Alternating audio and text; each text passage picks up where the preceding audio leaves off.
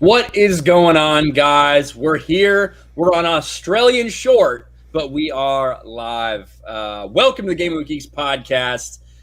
Jeremy, how are you doing today? I'm doing good. I'm ready to talk about Terminator and movies and barking dogs. We can't talk about Terminator this week. I don't have any backup.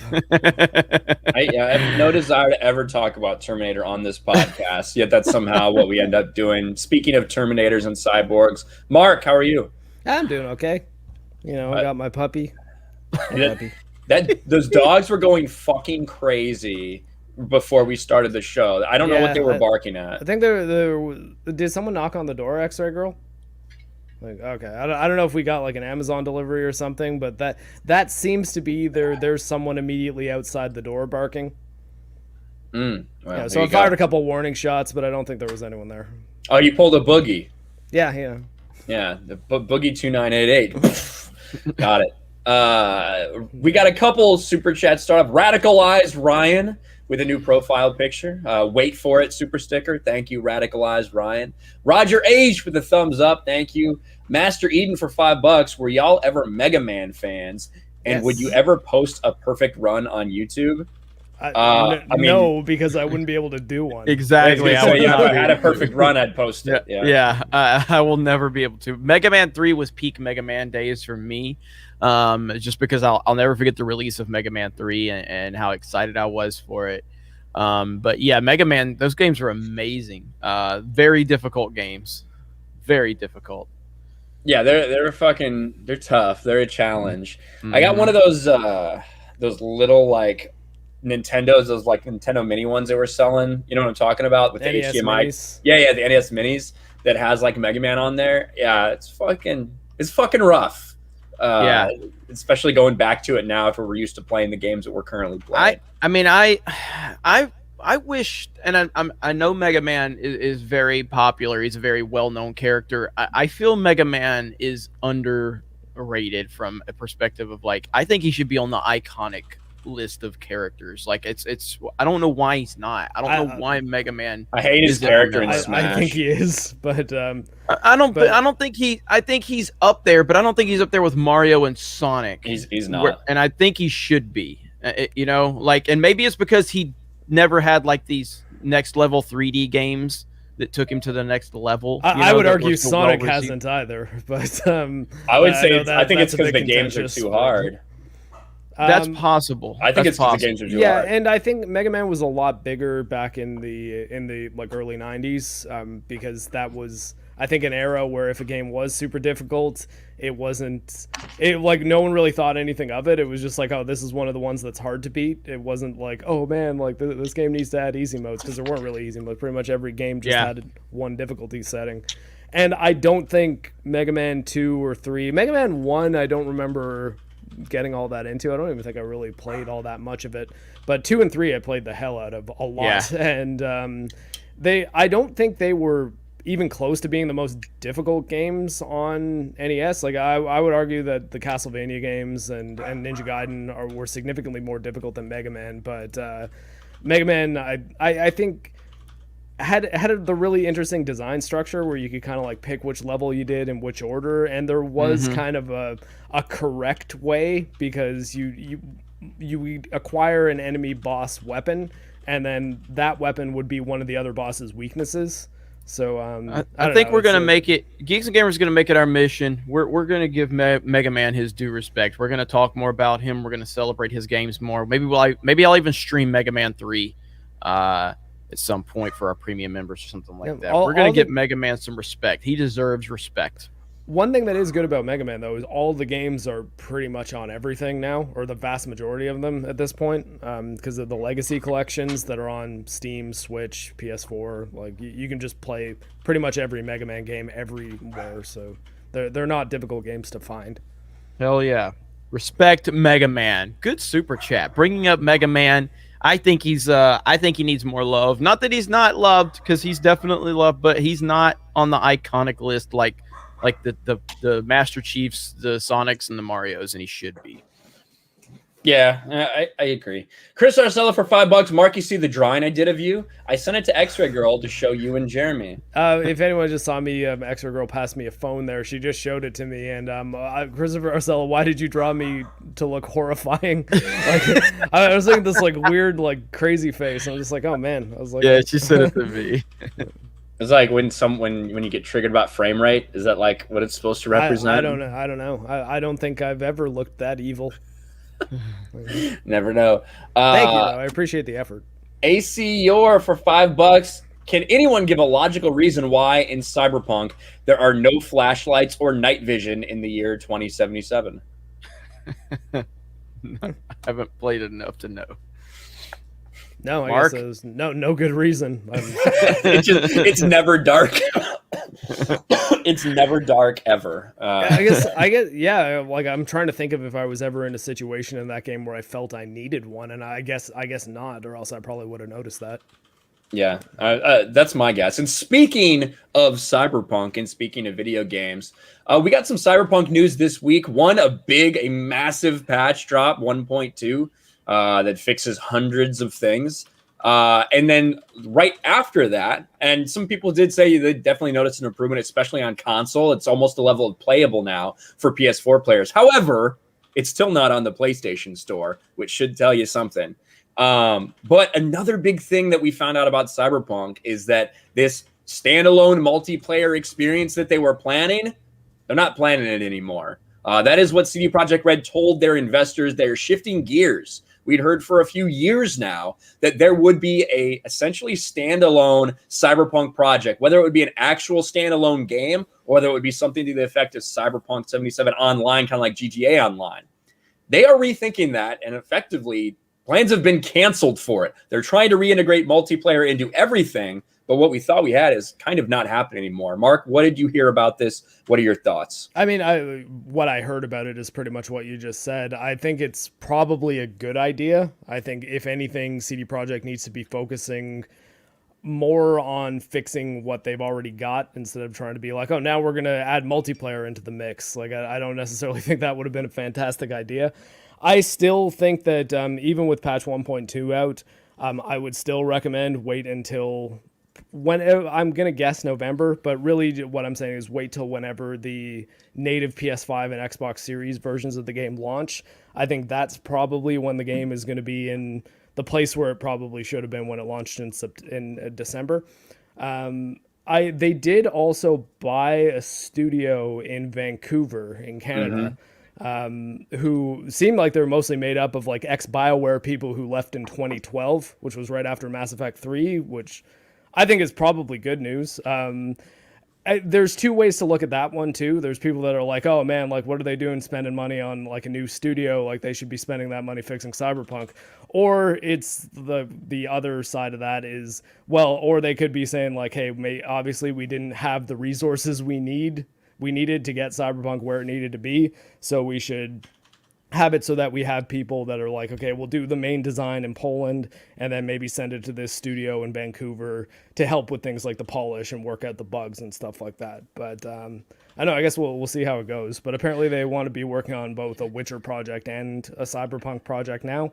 I'm hoping though that the Cyberpunk project is just fixing Cyberpunk. So I've lost all interest in Cyberpunk. I have no desire to go back to it. It's just the whole thing again. And I'm not going to pretend I was like the biggest fan of CDPR or anything like that. I mean, I respected them. I'd heard a lot of good things about them, and I figured Cyberpunk was going to be this, the hype for it, the trailers, the track record for CDPR, everything. I thought the game would probably be like a GTA level game in terms of how long, the longevity and the hype around it. And I just feel like they've completely just missed the window. I hope that they get it all fixed for the people that really are into it. I hope it becomes a complete game for people on consoles and things like that. For me personally, the window is kind of passed for me, but I'm not necessarily someone that was looking forward to the game outside of all of the hype that kind of pulled me into it. So I'm not sure if I'm the right person to really be the definitive, like, oh yeah, people are losing interest. I have, though. I've completely checked out of this game. Yeah. And I think that I do think it's a good thing that they said we're not going to make a standalone multiplayer aside from this right now. That's not going to where our focus is now, because like Mark said, they need to fix this fucking game. Even with this patch, it's still not back in the PlayStation Store, which is very telling. I don't think that says anything. I think that's you don't think that says. I think that's Sony's decision, and I think even removing it to begin with was 100% Sony not wanting to have to address their refund policy after CD Projekt said just refund it if you don't want this game, because it's not like every game. I'd probably because they pissed Sony off, and probably because there's a hell of a lot of legal loopholes that they'll have to jump through in order to get it, as far as negotiating it on there. Because, like, guys, don't get it twisted. There's tons of broken games on the PlayStation Store. Like, the one that people often cite is Life of Black Tiger, which was famously next to unplayable. Like, it was essentially like Wii shovelware meets a free mobile game with ads. That didn't have ads, but what I mean is that quality.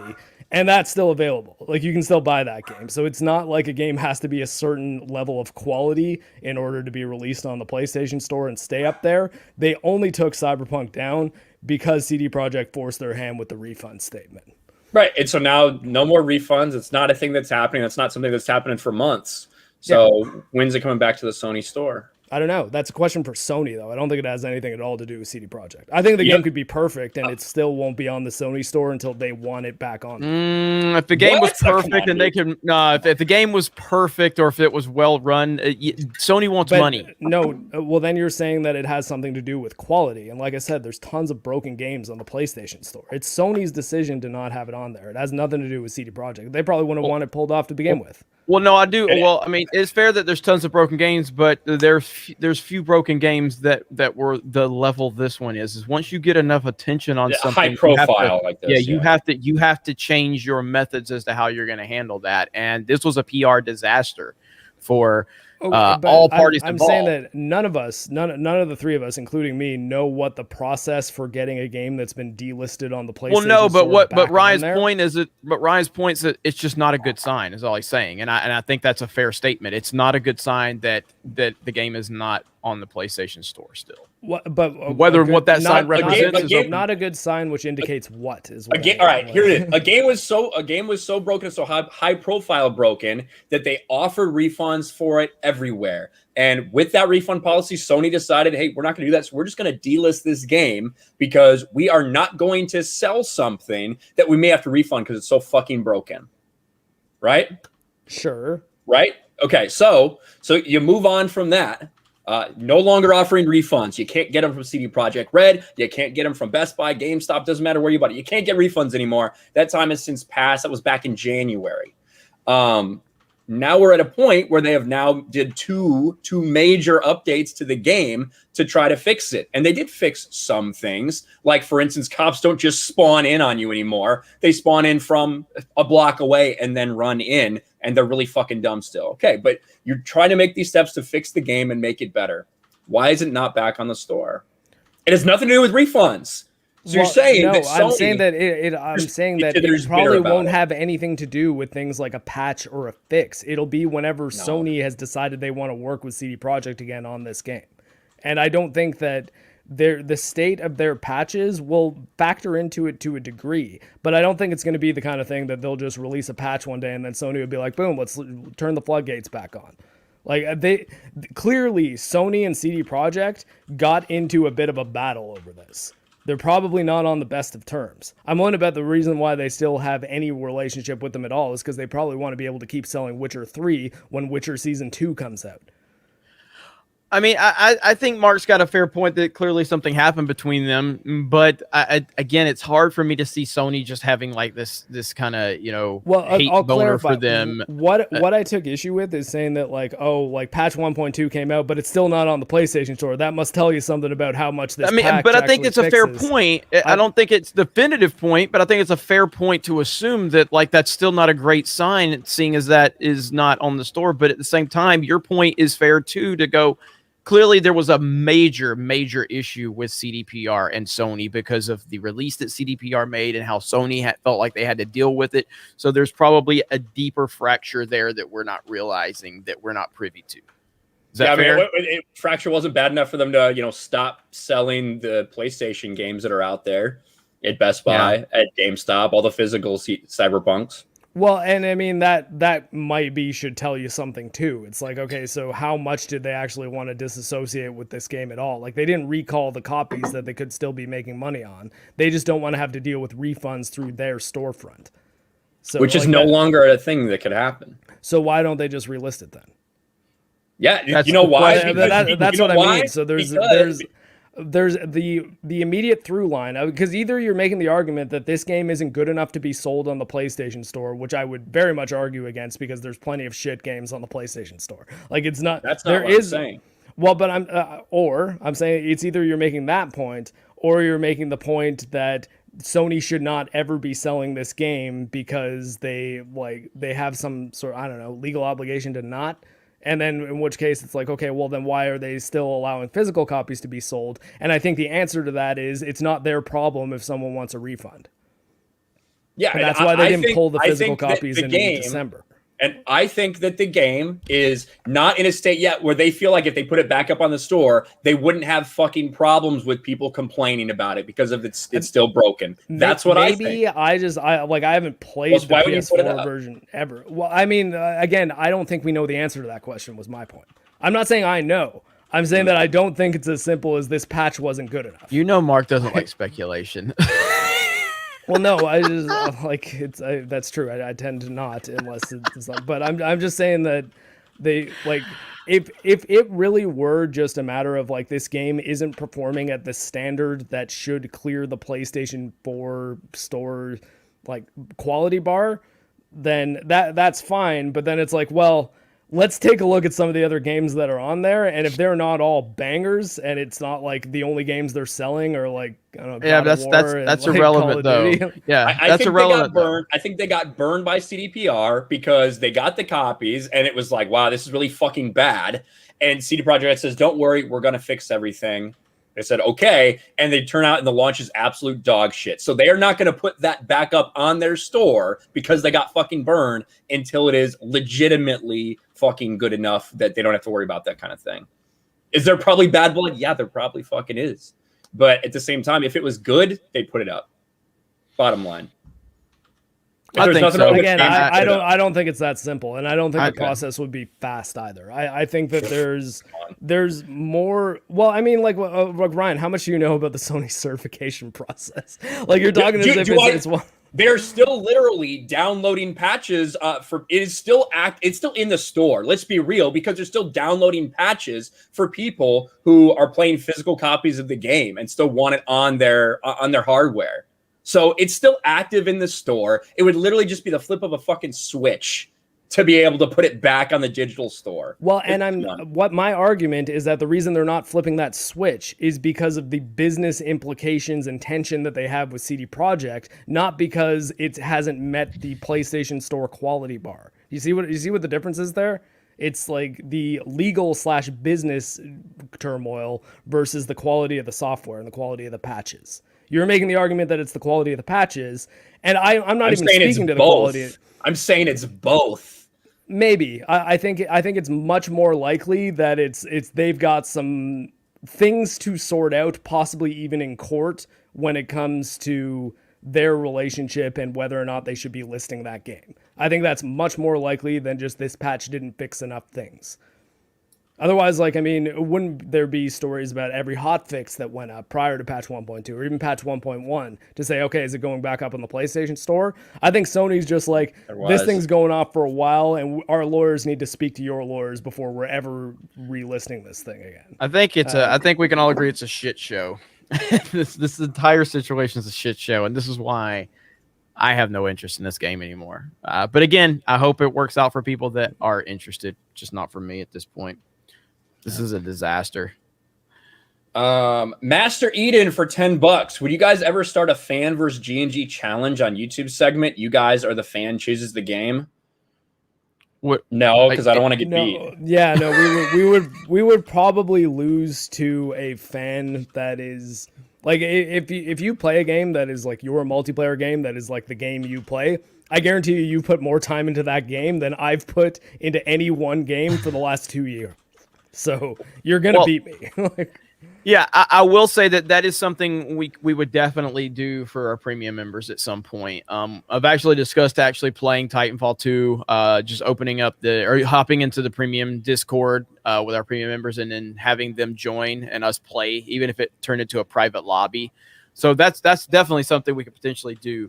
I think we're gonna get wrecked probably. Especially if Ryan's on our team. I'd say we get wrecked 50% of the time for playing Call of Duty because Ryan is ridiculously good one match and then he's ridiculously terrible the next match. I don't understand it. It makes no sense. I'm very bipolar when it comes to any first-person shooter. Mostly really because I literally just run out in the middle of fucking I cannot just sit there. So I literally just sprinting the entire time, fucking come around the corner, fucking guns firing from the hip. That's literally all I do. You need to play Quake. Yeah, that is like the deal with the Quake games. There's no aim down sights. It's all constantly need to be moving. Like taking cover is just not really even an option. Christopher Arcella, Titanfall 2 is GOAT. He said he had a blast watching that stream. Yeah, he had never seen Titanfall 2, so that stream I did, he was like, holy shit, this is amazing. I'm like, dude, you have no idea. Titanfall 2, it's painful how much that game didn't get the love that it deserved. But oh well, we are where we are. Mikey Gussler's making it rain. Yeah, so. Mikey's got a lot of questions for us today. Yeah, Thank you, Mikey. Mike Hill for $5. What's the problem releasing Lego Star Wars Skywalker Saga game? Well, they actually realized that they named it the Skywalker Saga, and it's dog shit, and it has nothing to do with George Lucas's vision. So Lego pulled the plug. There you go. Drunk 3PO actually wanted us to talk about this. I don't know.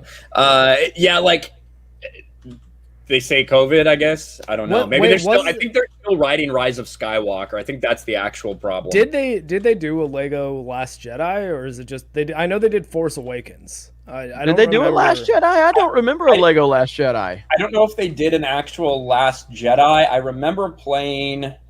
They did do the Force Awakens. They definitely did that one for Lego. I don't remember a Last Jedi one. I almost started arguing with Jay because, like, when he said you guys should talk about the Lego Star Wars getting delayed, I was like, oh, what will the world do without Lego Rise of Skywalker? And he's like, it's Lego the Skywalker Saga. And I was like, yeah, but everything. I thought Rise of Skywalker was the only one they hadn't done yet. But then I was like, oh, but did they make a Last Jedi? Maybe they didn't. I know they made a Force Awakens because I remember it was weird that Lego Force Awakens was like the non-EA Star Wars game that managed to still come out after like the EA deal. And I was like, I was like, if they can do Lego Star Wars, how come other people can't make Star Wars games? Yeah, and that one's terrible. Ray's sucks. Yeah, I've got Lego Batman playing behind me right now. So, which one? Which one is that? It's just the Lego Batman, the video game. So, I think there's like Lego Batman 3 Beyond Gotham. That one's my favorite. I have not played many Lego games. I actually forgot that I played that Batman one. That one's a lot of fun. That Batman one's a lot of fun. I think Lego Batman 3 Beyond Gotham's a really good one because you get like the whole Justice League, you get like a bunch of the Green Lantern Corps people. Try that one. I haven't tried that one. Yeah, it's really good. I think the last Lego game I played was like the original Lego Star Wars. I was like, that's all right, but I don't know. It's not really my kind of thing. Mikey Gusser for 20. Yesterday it was announced that Lego Star Wars The Skywalker Saga has been delayed and will release later this year. They want to make it the best Lego game to date and will announce more info on the game soon. Thoughts? My thoughts would be if you want to make it the best Lego game ever, don't make it associated with Disney Star Wars. Yeah, I heard that. Well, what is the best Lego game? Again, as someone that hasn't really played Lego games, what is the widely considered best Lego game? Is there physical Lego? You're a typical Mark. I didn't think you were a big fan of physical media. I mean, like when it's blocks, that the whole point is to build with them with your hands. Then yeah. I will say like Lego Marvel's Avengers 2. Is that the game? Like it's pretty like it's a fucking like massive open world like New York City. We're getting a lot of Lord of the Rings. Lego Lord of the Rings. I was a big fan of Lego Lord of the Rings one. I mean, the story, yeah, but all the Lego games are dumb. Jeremy, make Mark play all the Lego games and do a video on it. No, X-Ray Girl's like yes. X-Ray Girl's you do like it. yes. That would be a Mark the Cyborg retrospective on Lego Star Wars games. Oh my god. I'd be like, I don't like. I tell you what, it's the whole thing. Every segment is on one game because those games are all the fucking same from what I've seen. How dare you? Yeah, I might have to check out the Lord of the Rings one. I'm not interested in. I don't give a fuck about Disney Star Wars. So that's yeah, I have zero. Look, I've just said it. I said it in my most recent video talking about Disney Star Wars. I am completely like done. I don't care. Since the Gina Carano stuff, that really was the tipping point for me. I mean, it was already obviously I've had a lot of problems, but it seriously, like even Jon Favreau, Dave Filoni, I don't give a shit what they're working on. I really don't. Like they're all part of this horrible machine that's Disney Star Wars, and maybe there's good stuff in there, but it doesn't matter. It's all bogged down by this Kathleen Kennedy nonsense, and it's dead. It is dead. If you are looking for good, decent Star Wars, it's well and alive. If you're looking for agenda-driven nonsense, it's that simple. It's over. Yeah, Filoni and Favreau want to save your skies. It's still Disney Star Wars, so yep. Sorry to break the news, regardless of whatever fucking dumbass rumor comes out next. Yep. Benny Canuck for Canadian $14. Will there be a Mario Super Strikers for the Switch? Next Level Games, the creator of the game, was just purchased by Nintendo not too long ago. Also, make Ryan do NHL content on Sports Wars. They've been asking for NHL content. I would love if a Super Mario Strikers game comes out. That's something that people have asked for a long time. Time will tell. I mean, I didn't realize that purchase was made, but hopefully that leads us to another Super Mario Strikers. We need more of those games, but I just hope they don't mess it up, because again, and it's hard to say that with Nintendo because they typically don't mess up their games, but like Mario Party is a fucking disaster. Considering what it could be with the online play, no, it has not. You get the fuck out. Mario Party for the Switch it's just trash. And it's kind of disappointing because you have games like Among Us and these party style games where you can get a lot of people together. They could have done so much with Mario Party, and it's just not good. It's not good at all. Yeah. I hear a little bit of background sound. Yeah, and an echo. Too. It's probably Mark. It's Mark. Look at how am I? I don't know. It's us echoing through you. I hear it. Your cyborg. Maybe I should leave the room and come back in because I don't have any speakers on or anything. It's only in my headphones. Your headphones must just be too loud. I don't know. All right. He rage quit again. After Canucks super chat too. Mikey Gusser for $5. I'm thinking about buying Outriders since it looks interesting and wanting to start my PS5 game collection. Should I buy it? Well, I think that's probably a really good question for Mark. Mark, what do you think? I was out of the room. I didn't hear it. I know. Mikey asked about buying Outriders. I enjoyed the demo. A couple of my friends picked it up, so I might get it. I'm not sure. I still haven't really decided. But I enjoyed playing as the trickster in the demo. I thought it was pretty fun. I'm not sure what kind of legs it's gonna have, like in its end game. I saw Upper Echelon was tweeting that it kind of really falls apart once you hit the end game for it, which is sort of. I mean, as much as like it sounds silly, like once you finish the game, that's when things fall apart. It's like, okay, what does it matter?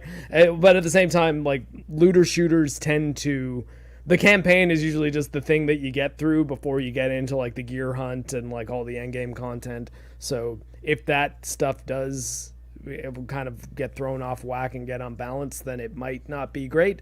But it might still be something that's fun to play for 12 hours, 20 hours, whatever it takes to get through the campaign.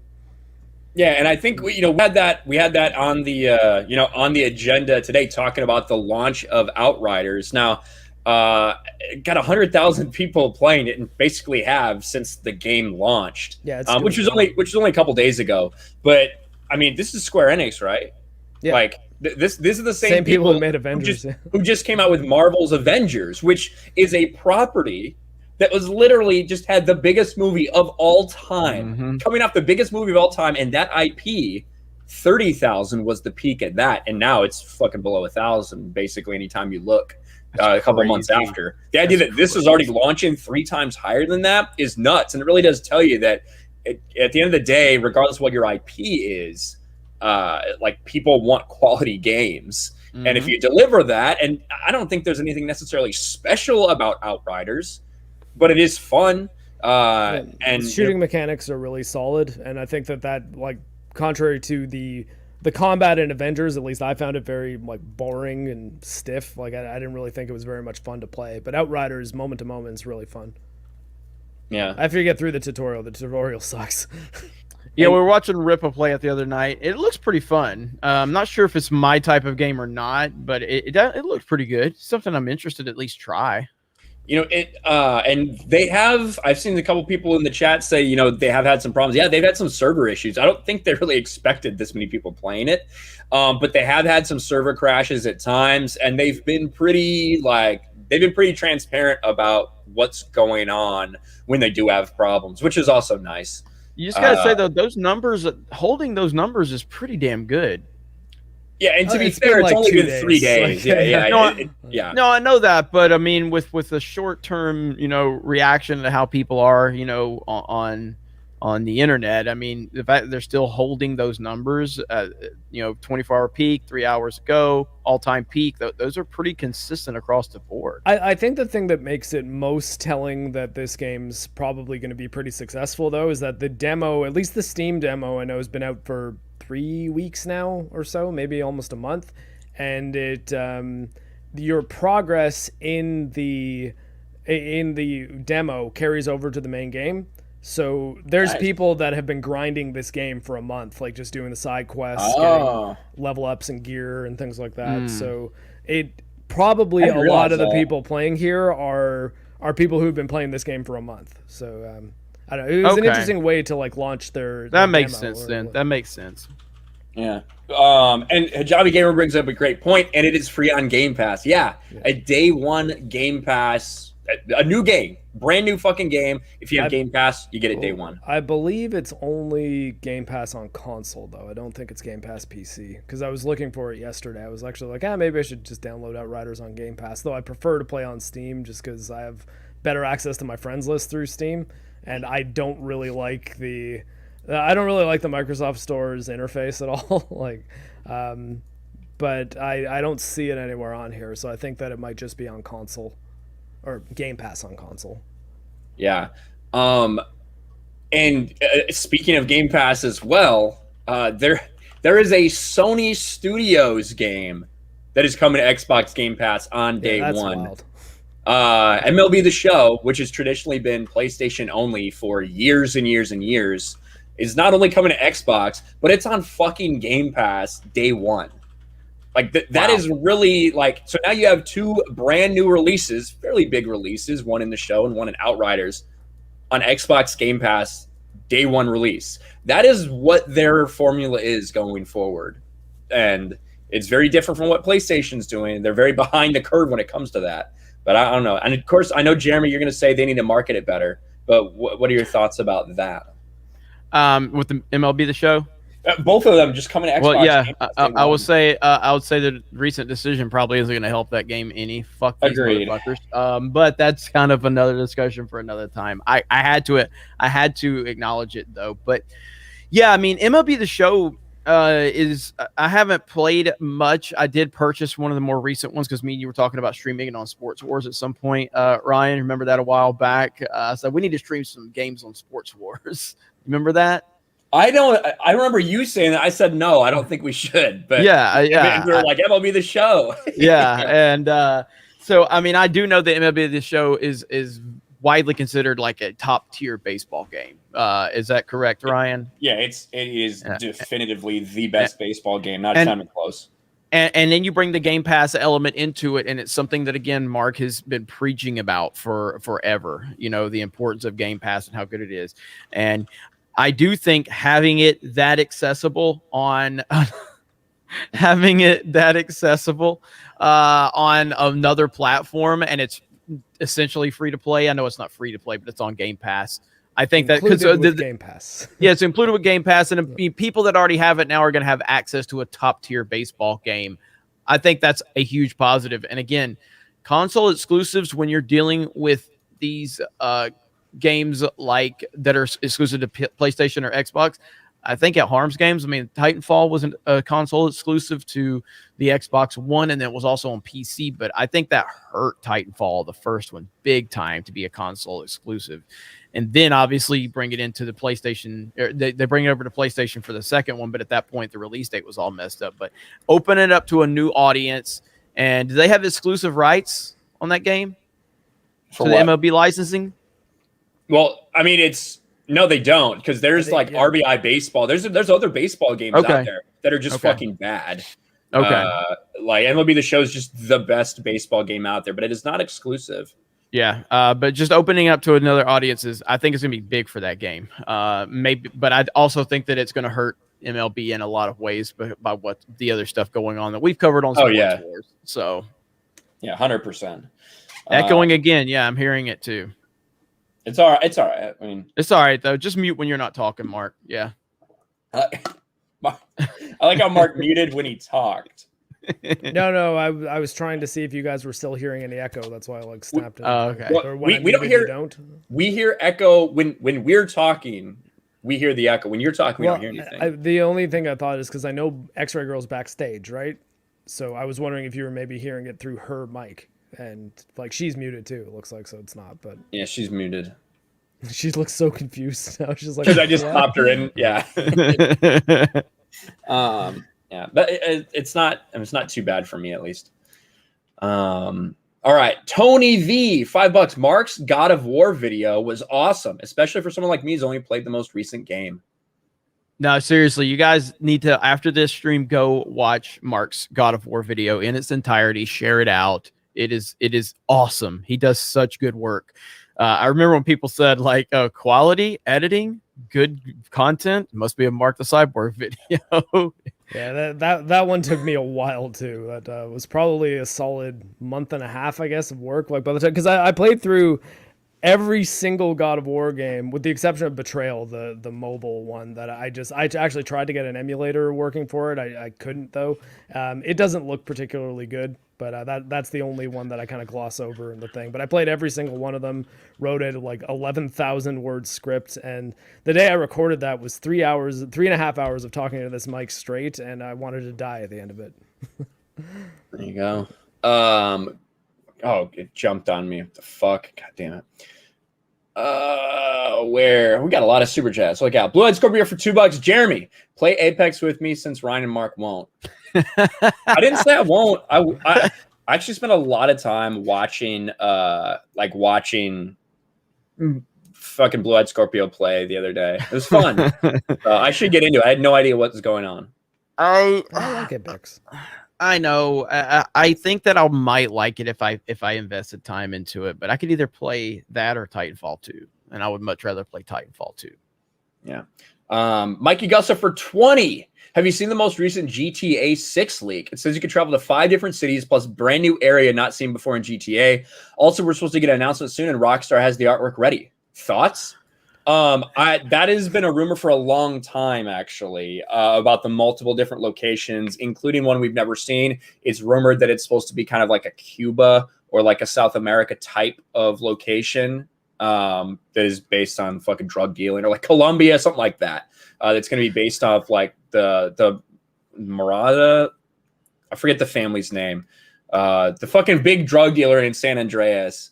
But anyway, that's what I think is going to happen, and that's what it seems like all the rumors point towards. Eric said we answered half his super chat after I sent it.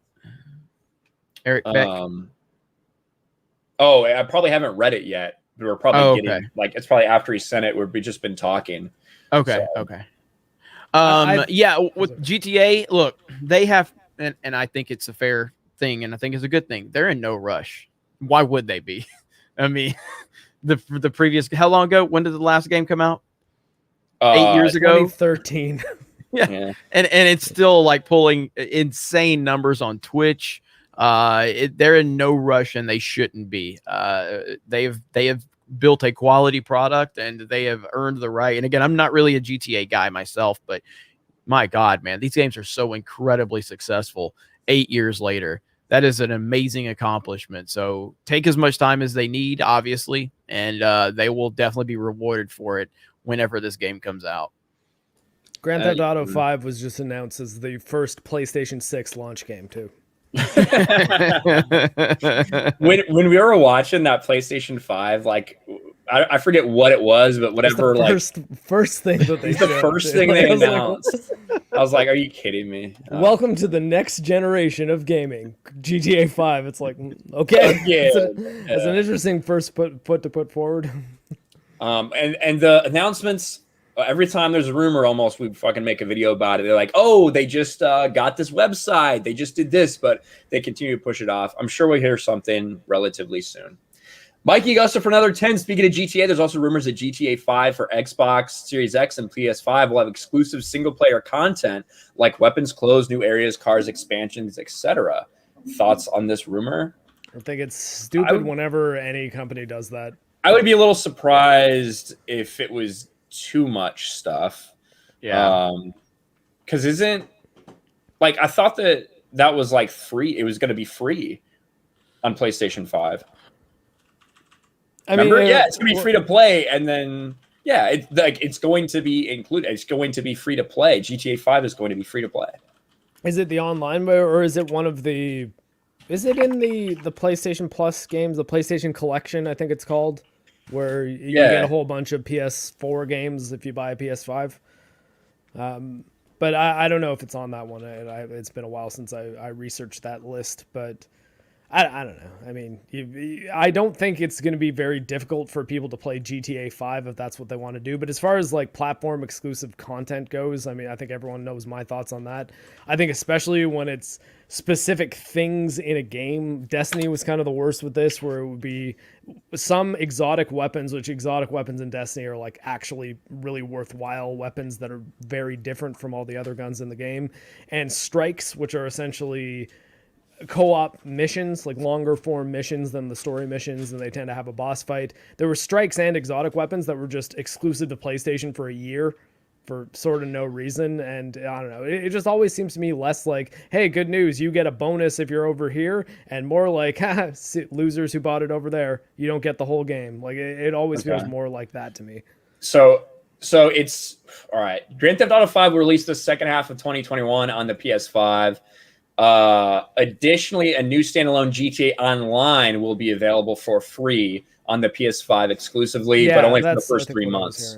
Okay, yeah. It's kind of stupid that GTA Online isn't free to play to begin with, because they make all their money on like their shark cards and stuff. So. God, they've sold over 130 million copies. It's insane. It's insane. Hey, and we have covered GTA. I think it was GTA 4 is what this was. This 5 or 4? I can't remember. We got Krista. Remember this one? Accidentally downloaded 4. Yeah. God. Right? Come inside. I got cookies. Ugh. Come inside, Mama. I'm never saying that again. Ugh. Jesus is watching me. Okay, so she wasn't a hooker, I think. Is that a hooker? I don't know. Come inside. Mamacita. I'm going to hell. Where are the hookers? Is that one? I don't know. This is so... Oh, there's one. That's a hooker for sure. 100%. Wait, what is she wearing? Come inside. What's happening? I just want to go see a hooker, and she's not coming in. Oh, there's one. Come. I'm just scaring them. Come inside. Why would they be afraid of me pulling my car onto the sidewalk? Why are they so mad at me? All I want is a hooker. Hi. What happens if I like punch her? I don't want to do that. Which one is dressed the most weirdest? Okay, I'll go after you. Oh, I'm so sorry. Ah! Oh, let's take one shot. Oh. Hi. Oh, I feel so bad. Oh, there's a hooker. So good. So good. Love it right there. You got caught by one random cop. The fuck? God. That is a public upload if you want to go watch that. I'll drop it in the chat, but that was from a premium stream a long time ago over on geeksgamers.com. Here's a link to that video. So damn good. I clickbaited the hell out of that. Jason Solo for Aussie, $5. Cyberpunk was marketed as a AAA game. It won't be allowed back in the store until it meets the standard of what AAA means. I don't know about that. I don't think that's the reason, but sure. Mikey Gusser for $10. The Dying Light 2 lead director just came out and said if you want to rush through the story, it will take you about 20 hours. And if you want to complete everything, it'll take 40 to 60 hours. For Dying Light 1 or 2? 2. I guess, I mean, we'll see when it comes out, but... Or is it just someone said that? The lead director. Oh, okay. So the lead director came out and said 20 hours if you just rush through the story, 40 to 60 hours. There you go. Are you interested in Dying Light 2, Mark? Yeah, the first one was really good. I actually kind of wanted to make a video on it. I just never found the time to squeeze it in. There you go. Matt G for $1 with a little smiley face. Thank you, Matt G. Chris Forsyth for 20. Hey, G&G, please consider checking out Cucumber, the animated series, on Kickstarter. Thank you. Nice. Cucumber, the animated series on Kickstarter. That could go a lot of different ways. That's all I could think of. That could go a lot of different ways. But thank you, Chris Forsyth. Everybody check that out. Mikey Gusser for $5. Dying Light 2 lead director also just said the game won't be available on, or won't be only available on next gen consoles. So I think you mean that it'll also be available on like PS4 and Xbox One. Yeah, that's what it sounds like. I think it's going to be a little while before we hear just next gen. There's going to be a process for this. Mm-hmm. Glinzer for $5. Looking forward to Resident Evil Village, Scarlet Nexus, and Biomutant in 2021, but expecting delays. What future games are you the most hyped for? I'm looking forward to Horizon Zero Dawn 2. And I'm looking forward to that's probably the game I'm most looking forward to if I had to pick one. I don't know, what about you, Jeremy? Metroid Prime 4 in the year 2030 when it comes out. It was a fantastic title screen that they announced. And I mean, right now, Looks awesome. I don't think Titanfall 3 is in development at all. Maybe the idea is being floated around, but we haven't heard anything, which breaks my heart. That would be my most anticipated game, period, no matter what, outside of maybe a new Mario Kart game. There's not a lot that I'm looking forward to necessarily that's been officially announced. So that'll be the few. Yeah, I think like for me, the ones I'm probably most interested in are the two big like Sony exclusives that we really know about is Horizon Zero Dawn 2, Forbidden West, and God of War Ragnarok. Those are probably the ones I'm most interested in, I guess, in the next year or two. I am is it Kenna Bridge of Spirits? I saw someone comment that. I am looking forward to that. That looks good. Did that get delayed or did we get any more information on that since the reveal? They just showed it at that last PlayStation State of Play, but I don't know if it has a release date yet. Actually, I think it did. I just don't know what it is. What about you, Mark? I don't know. I mean, for like as much as I'd like to say God of War Ragnarok, there's no information at all on that game really. Like it's just kind of like Jeremy saying Metroid Prime 4. Like that's a title screen is what we've got, and not even really. But technically, we don't know that it's called God of War Ragnarok. Right. It just said Ragnarok is coming, and the thing I just noticed that when I was making that video because I was like, I guess it doesn't really technically say the game is called Ragnarok. It just says Ragnarok is coming 2021, which sure as hell ain't happening. I think the reason that myself and a lot of people are just because what we've had before in that series, as you know. So yeah, but games that like I actually know are happening and like are going to be interesting. I'd say most recently would be Returnal. That's coming out at the end of the month for PS5. It's Housemarque's new game. And that's actually a really Elden good one, Ring. too. Yeah, that's a good point. Elden Ring and like that's one of those ones that's like I can kind of say I saw some stuff from Elden Ring, but it was that really low res like pirated trailer thing. Like they still haven't really announced anything on Elden Ring that's solid and official. But if that leak is anything to go by, it looks like it's going to be another Dark Souls game, and I really like Dark Souls, and Miyazaki's making it, so it's not going to be like Dark Souls 2. But yeah, that's pretty much it though. There's not a whole lot of games coming out that I'm like really pumped to play. Like maybe Back 4 Blood, that Left 4 Dead kind of spiritual successor, or I guess it's thinking of that the Vermintide kind of spin-off that's 40K. Crap, I forget what it's called. Halo Shark's Infinite. making their Halo Infinite's one I forgot about. Gundam Wing Zero. Yeah, I guess Halo got delayed.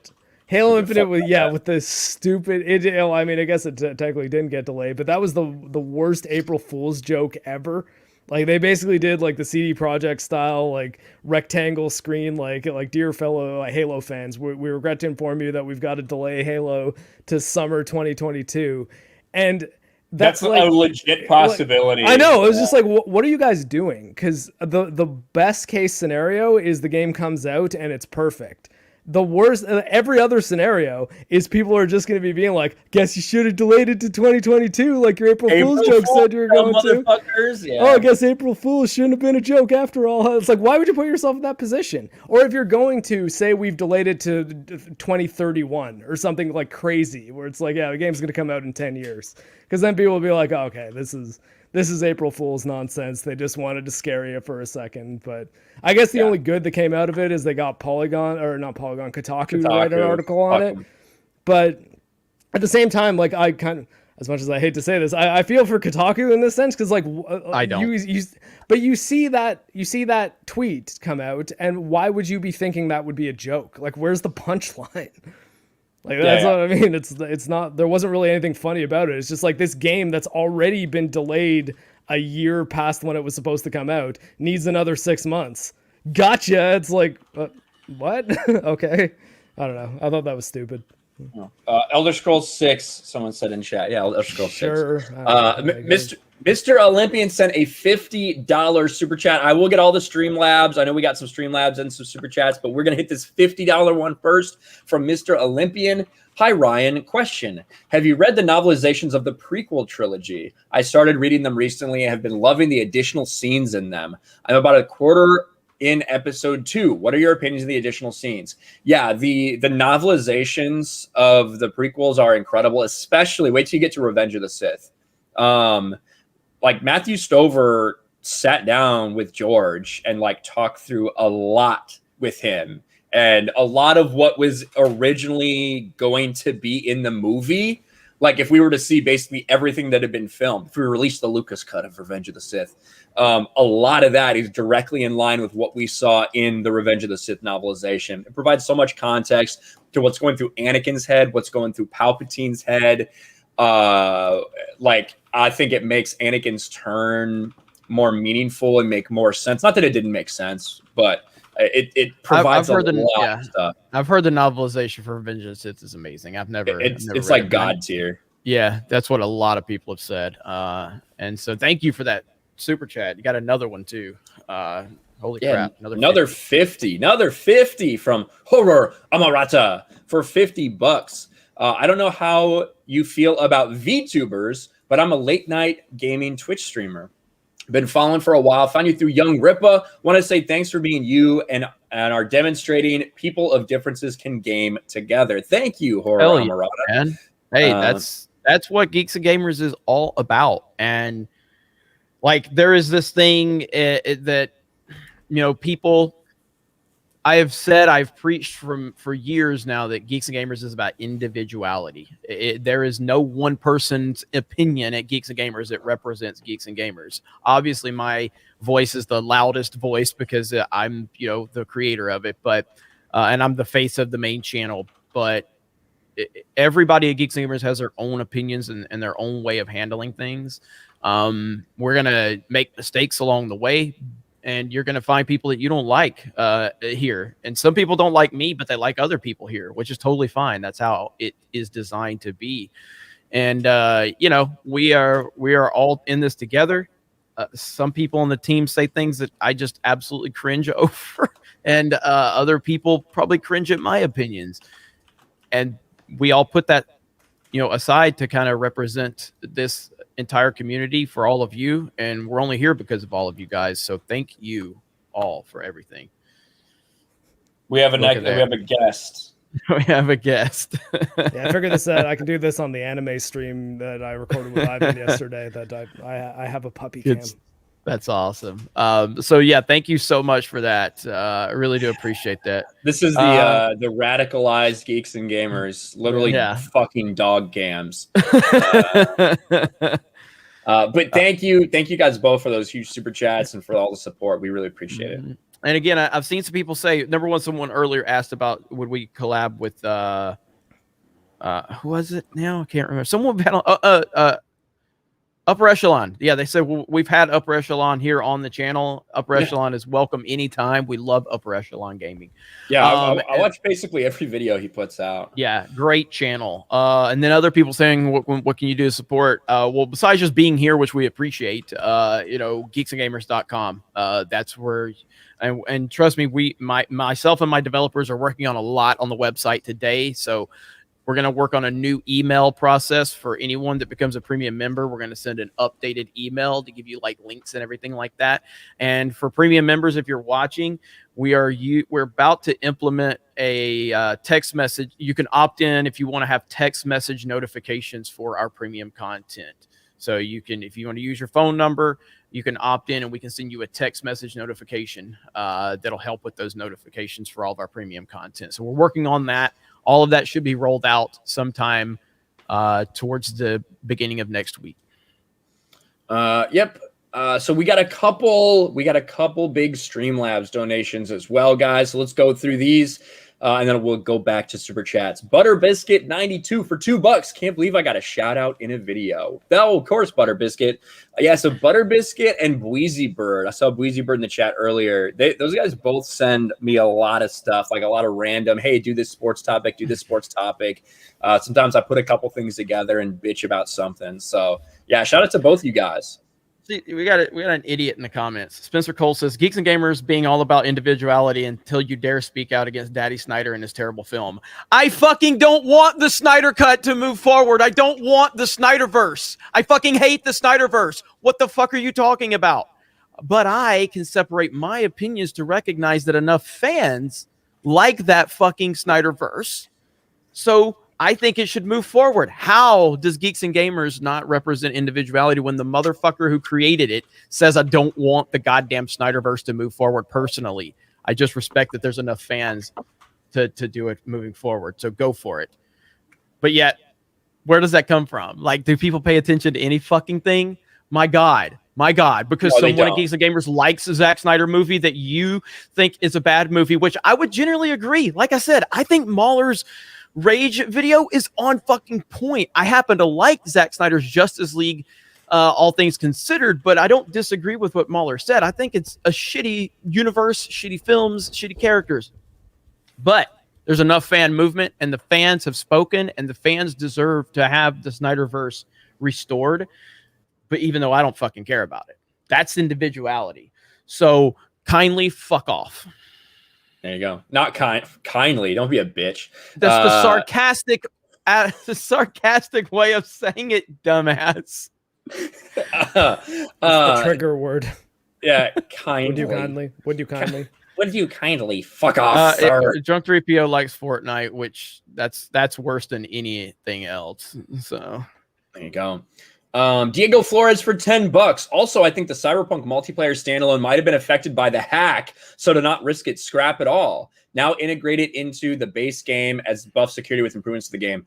I don't think the hack had anything to do with it. I really think that, like, with all the backlash and all the attention they're going to have to pay towards it, I think they may have realized it's probably not going to be a good time to dedicate all this shit to making a standalone multiplayer experience with the microtransactions and everything. I do think they did say that they fully intend to integrate online play into all of their franchises moving forward. So I think we will see an online portion of Cyberpunk. I don't know if it'll eventually be integrated in this game, and also The Witcher. So just be ready for that, and be ready for there to be microtransactions. So Diego Flores for $10. Jeremy, like how Tom and his Frank bit caused an uptick in sales for Congo Blu-ray. We as G&G should try to do the same for Titanfall 2. Yeah, I mean, look, I don't think we, all we can do is our part. And I probably should stream Titanfall 2 to our Twitch channel, and possibly even here to the main channel once. I'm sure a few hundred people would watch it, but we could probably open up a few eyes that never have seen Titanfall 2. Again, for our premium stream, we had about 30 people watching that. And of those 30 people, I'd say a lot of them had never seen Titanfall 2. And they were like, holy shit, this game is fucking awesome.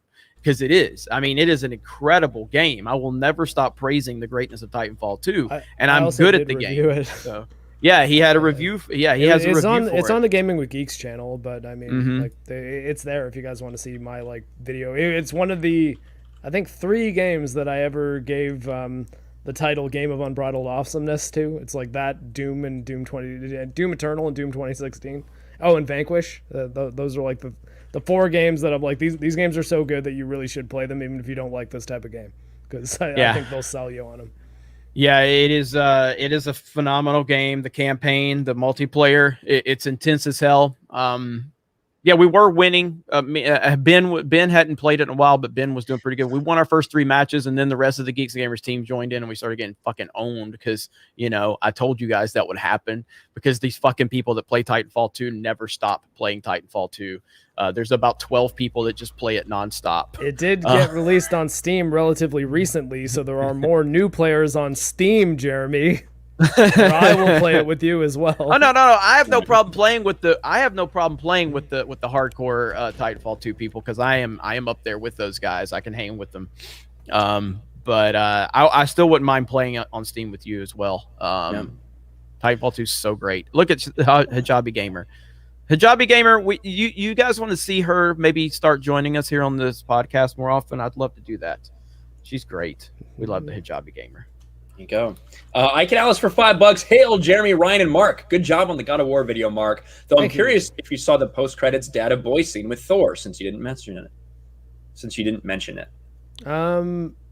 No, I guess not. What? You didn't see that part? No, because I did watch after the credits, and it...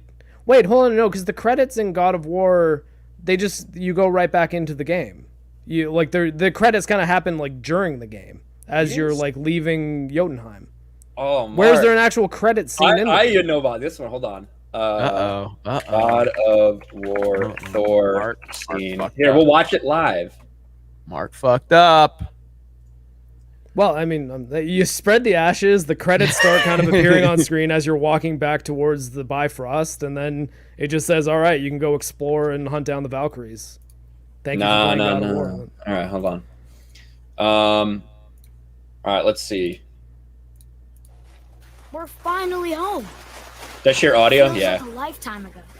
Bit drafty, maybe. It's a right improvement over having tree bark in your Tadger. Motherfucker. Time to rest. I'm gonna sleep through winter. Fucking Loki. Okay, this'll do. Sleep. Mark's gonna be so mad when he realizes he made an hour-long video on God of War and missed this part. I mean, I'm sorry. Once I got to the end of the game, I didn't think, okay, I should go to the house. Years later. What was that? The ball.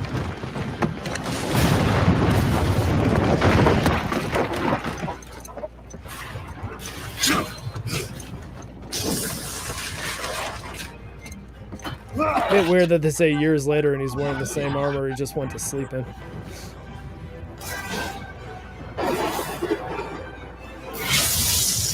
Who are you?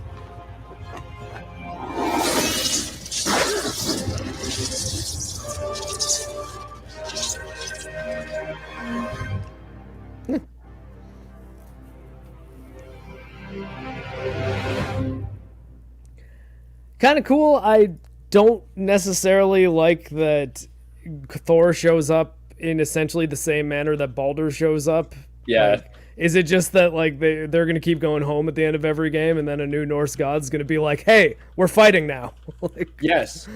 All right. I mean, sure. I don't know. Who knows whether or not they'll retcon that out for Ragnarok, because I don't know why they put themselves in a position that they'd feel they need to start the game right in that same spot too. I don't know. I guess we'll see though. Whenever Ragnarok does come out, or Hold on, I God of War 2. I think there's still some after the end too, because hold on, listen to this motherfucker. Atreus, are you ready? Yeah, but I had the weirdest dream. Fimbulwinter was ending, and Thor came for us.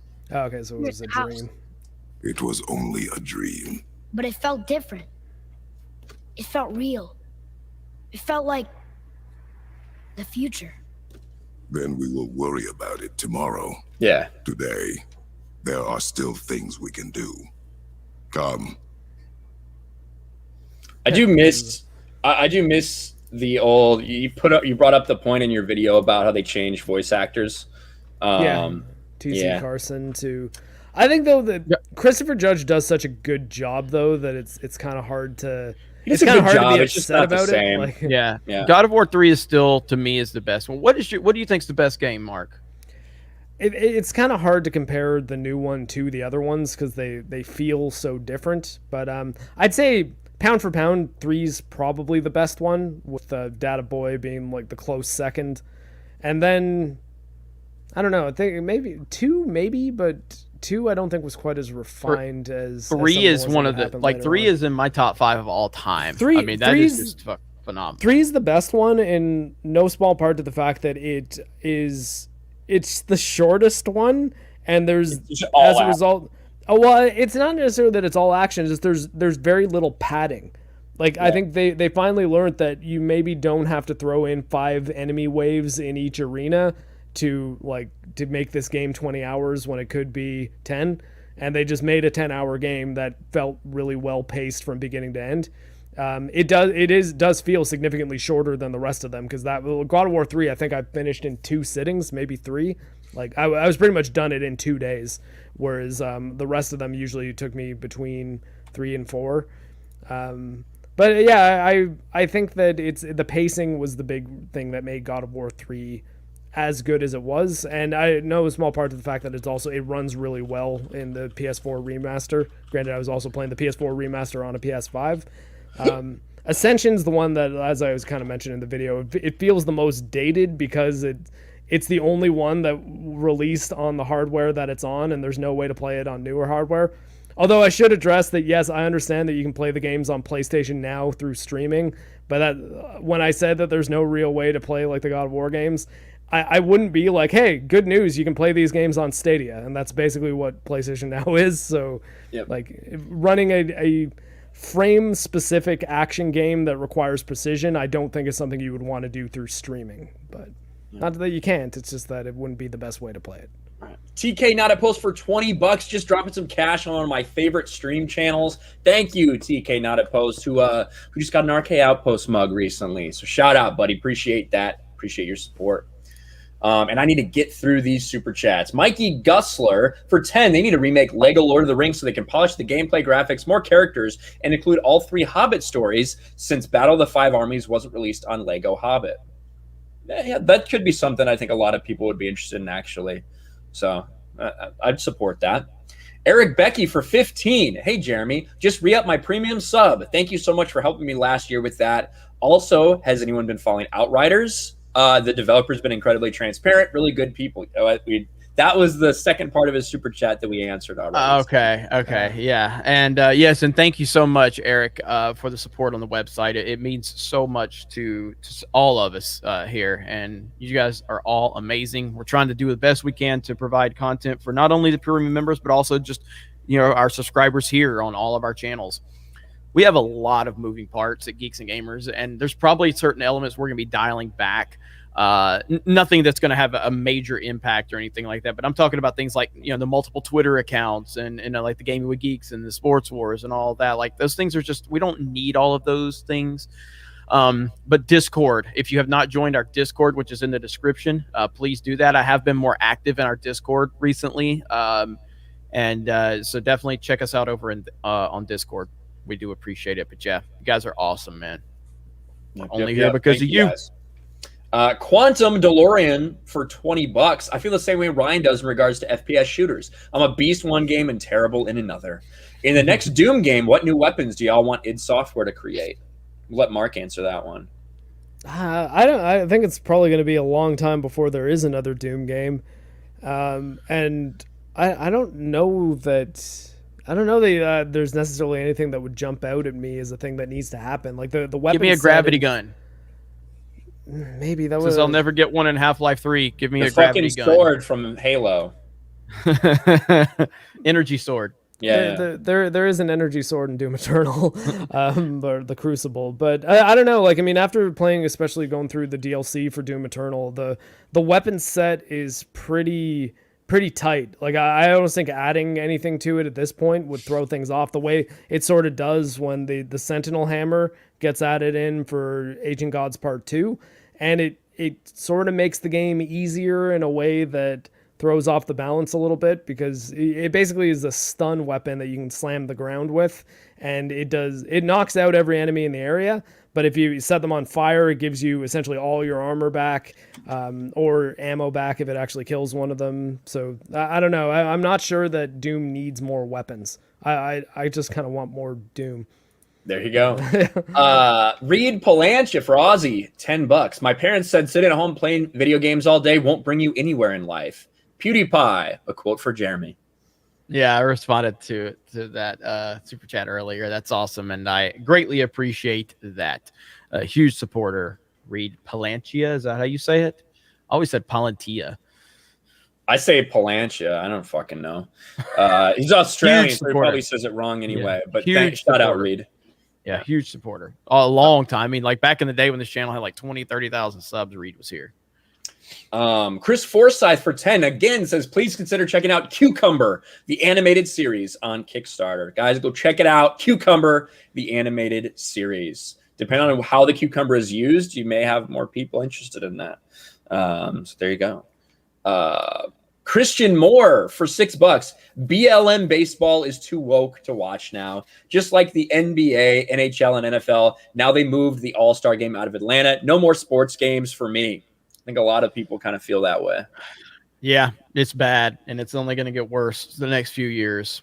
Everything is going to be politicized. Everything. I mean, everything already is, but they're going to take things to the next level. Just get prepared. Get prepared. Yep. Paulie D for €5.49. Do you think the free DLCs will repair Cyberpunk's image?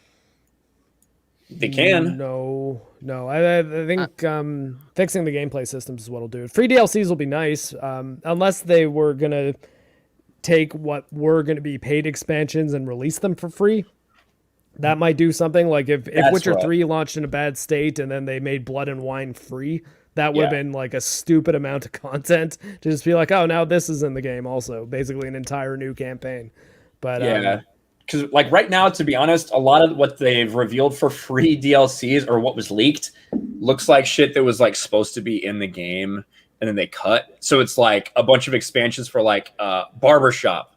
So now you can go and change your hair, which probably you would think that is something that would have been in the game already.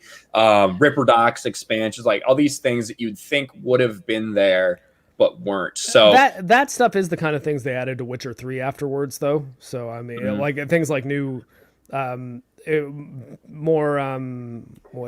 armors and things like that, like customization for like your dress. Like the free DLCs tend to be stuff like that, or small quests, things like I forget what the gigs in Cyberpunk. Probably they'll add more gigs and things like that.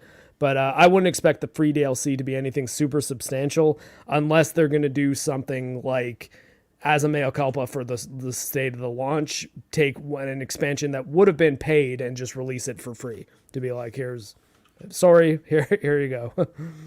Yep. Bweezy Bird for $5. Unfortunate MLB The Show game to Game Pass news comes out around the same time Atlanta lost its All-Star game spot. Yeah, not great timing for that fucking Major League Baseball. Stunning and Brave Salamence for $5.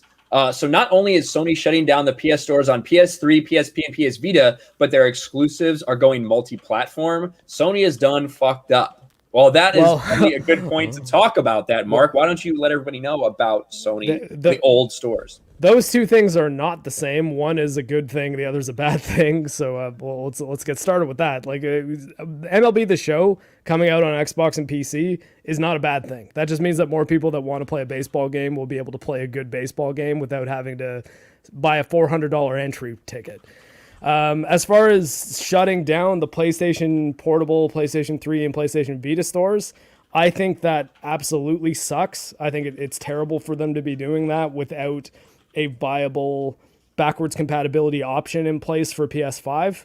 I don't care what, like, people are like, oh, but the cell processor in the PS3 was so complicated that they can't possibly emulate it on PS5. It's like, well, I mean, I'm not a computer engineer. They have computer engineers, though. They should figure out a way to do that, or make it so that there's some kind of hardware you can buy, like legacy PS3 hardware, that is not discontinued. Because right now, like I said, if you want to play God of War Chains of Olympus, or Ascension, I guess would be the earliest in the timeline, through to God of War 2, you need a PlayStation 3.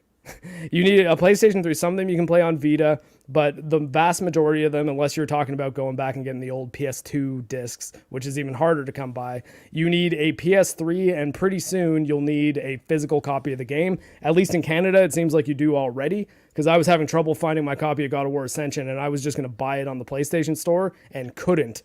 So they already lost like money from me where I was going to buy a game that I did already have. Luckily, I found it.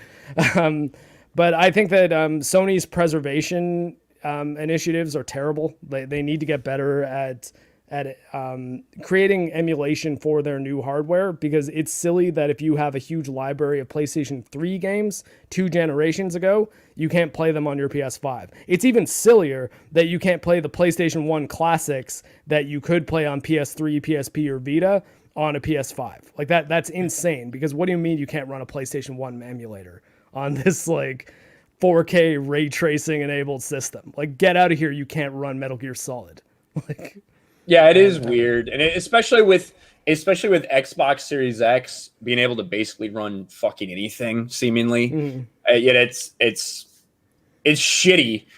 Like, to be honest, it doesn't really affect me. Like, I don't have time in my life to fucking go back and play a lot of these games, just being honest. So it's not like a big deal to me, but I get where a lot of people, like, it's seemingly unnecessary. That's what it feels like. Unnecessary. I mean, I agree. Oh, go ahead, Mark. So for me, I was saying that you've got to, like, again, it doesn't really make a big difference to me either, especially because you can still download games that you've already bought, and I've got a pretty large library on PS3. But you got to think of the person who is 5 years old right now, but in 10 years, they're going to be 15, and they might play a God of War Ragnarok 2 or whatever it ends up being, and then be like, man, this God of War game's pretty good. Like, I should go back and like play this whole series. It's like next to impossible for that person to do it without like streaming it through PlayStation Now, which sucks. So it's like, I mean, it really, like, it's shitty for those people, because like not everyone who's going to be a fan of video games next year is a fan of video games right now, or in 5 years, or in 10. And like, it's those people that I think these stores shutting down is the worst for, because their only choice is going to be buy things for stupidly inflated prices on eBay, which also doesn't make PlayStation any money, right? Like, right. Extra Girl's playing Valheim right now. I know, I saw. Yeah, I mean, I understand the argument to want to have these more streamlined so people can play them easier, yada, yada, yada. Personally, I'd buy physical media, and I think that there's just something special about going through these extra measures to find something that you wanted to play from a long time ago. The easier things become to have access to, the less special they become. Again, this is me personally speaking. Like Super Mario 3D All-Stars, right? So, well, yeah, I mean, like, I'm not even just made it more special, everybody. So, well, I mean, but again, you can't not play those games. I'm speaking from a personal standpoint. Like, the internet has made things so easy right now. Like, I'm a collector of 3 3/4 G.I. Joe figures. I can go buy any G.I. Joe figure I want right now on Amazon or eBay. I don't do that typically. I like to go to stores and find them, because there's something special about the hunt. It's really, I don't like the ease of buying anything and playing anything you want. I like the challenge of you know, the special way of walking into a store and it's like, holy shit, there's Snake Eyes, there's Storm Shadow, there's, you know, Sergeant Slaughter. There's just something special about that. And just the ease of the internet takes that special aspect away from it. That's just my personal opinion on it. So if you want something bad enough, you can play it. You can find it if you want it. But like I mean, for the it. question is like, yeah, but do you want like? I think it's the difference though between being a person who wants to play a video game and a person who wants to collect an original edition of that video game. Because like Jeremy, are you playing with those G.I. Joe toys that you find? I mean, I sometimes, but I'm saying no, like but I have a whole entire wall over here. Well, what I mean though is if someone said, "Hey, I'll lend you my Snake Eyes for a week," would that be good news to you, or would you be like, "What's that? Like, why would I care?" Exactly. No, yeah. No, but that my point is though, it's because you're not buying it because you want to enjoy the product. You're buying it because you're collecting them, and the collecting is what you're getting that thrill of, to be like, oh my god, I'm in this KB Toys, and there's like a Snake Eyes that must have been behind this Ninja Turtle for 50 years, and like, I mean, that is, you're right, it is exciting, but I think it's a different hobby. I think that video games and preservation of them, I think, should be looked at similarly to like preservation of things like films. And I think it's also stupid when it's impossible to, I don't know, see like what was one of the things that like they were talking about banning, Gone with the Wind, was that one? Like, I think that if we ever had a point that like you need to find a physical DVD of Gone with the Wind, like 30 years after DVDs have become the format that people are using, that sucks. And like I would say it's the same for video games. And I think that the market responds to that with emulation and piracy, which I think, honestly, I think always should be an option. I don't really advocate it unless it is the only option. But I don't think that I don't think Sony should be putting people in a position where their official line is, well, if you really want to play it so bad, either buy it on eBay or pirate it. Like, I mean, both of those options are like, but neither of those, both of those give you the same amount of money, which is zero. So why not just make these games available for us to buy from you? And if they can't possibly do it on PS3, I think that they should, at the very least, they should have been announcing this with something like, here's a PlayStation 3 classic that's coming out, and it's got, I don't know, all the big hit PS3 games on it or something. Like, I mean, at least then it would be like, okay, well, at least they're trying to sell that. I don't agree with that being a good solution, but at least they're doing something. But now it's getting to the point that, like I said, if you want to play God of War, like 1, 2, Chains of Olympus, and Ghost of Sparta on PS3, all of those you have to now acquire, or will in the summer. You already need them, yeah. Again, I don't disagree with your point about. I understand your point, and I see where you're coming from. I'm just saying, for me personally, like the easier things get to play and to find, the less special they become, and I don't like that element. And the more we move into physical media, the more that you're reliant upon this company saying, "Hey, this is offensive. We're no longer going to make it available," and you become reliant upon that stuff, and that is a dangerous precedent to set. So if like God of War one day is going to be too offensive, it just is. But I mean, this is a different thing though, because they're not selling it anymore because it's offensive. They're just not selling any of the games on those platforms digitally at all anymore. So you cannot buy them. Like, you could have $1 million and be like, I want this digital copy of Metal Gear Solid 4 because my PS3 Blu-ray keeps getting scratched and I keep on having to buy it off eBay. So giving you $1,000 for this would be cheaper than me having to get paid $200 on eBay every 6 months. And Sony would be like, well, too bad. Like, you can't. And like, I was like, well, I mean, I don't know. I think that Xbox is at least trying, like the compatibility for original Xbox, I almost said Xbox One, for original Xbox and Xbox 360 games on Xbox One and Series isn't perfect. There are a lot of games that you still can't play. A lot of discs especially that don't work because they at least have to download a patch to make them playable. But they're trying, and they seem to be making an effort to open up their back catalog to new players as much as possible. Whereas Sony, I think Jim Ryan, I think specifically had a quote that's like, yeah, well, people don't play older games. So especially with Gran Turismo, because they were saying like, hey, I would really like to be able to play Gran Turismo 2 on my PS4. Like, would there be a way that I could do that? And his comment was, why would you play that game when we have GT Sport? And it's like, well, you don't get it. man. Like, Yeah. it's No, some I people get might have it. just Yeah. like, Well, yeah. and we talked about it, and I brought this up too. But yeah, with the Super Mario 3D All Stars, obviously that's gone away. That was something that was announced would be a limited time only to celebrate the 35th anniversary of Mario. Yada yada yada. And I said at the time, like, I think that if Nintendo doesn't have another plan, like to release these games individually, which I think makes the most sense, then I would be very critical of that. And at this point in time, and I didn't expect them to announce that they would be releasing these games individually during the run, because that would only take away from the run. But now we've got the game where it's no longer available physically or digitally, and there's been no announcement of, at least at this point, that they're going to release these games individually on the Switch, which I think is a big problem. I still have no problem with the limited release, but if they're not going to then release these games individually on the Switch after the fact, then they deserve to be criticized for that. So we'll see what they do. $200. Somebody buy it. Shit, 10,000 is what people are asking for. Again, What? Yeah, on eBay. eBay listings are insane. I'll be right back. Yeah. eBay listings are insane. But yeah, Like, so anyone buying a physical copy on eBay for $10,000 right now is stupid, because I mean, it's probably still at a bunch of Best Buys and Walmarts right now for its list price.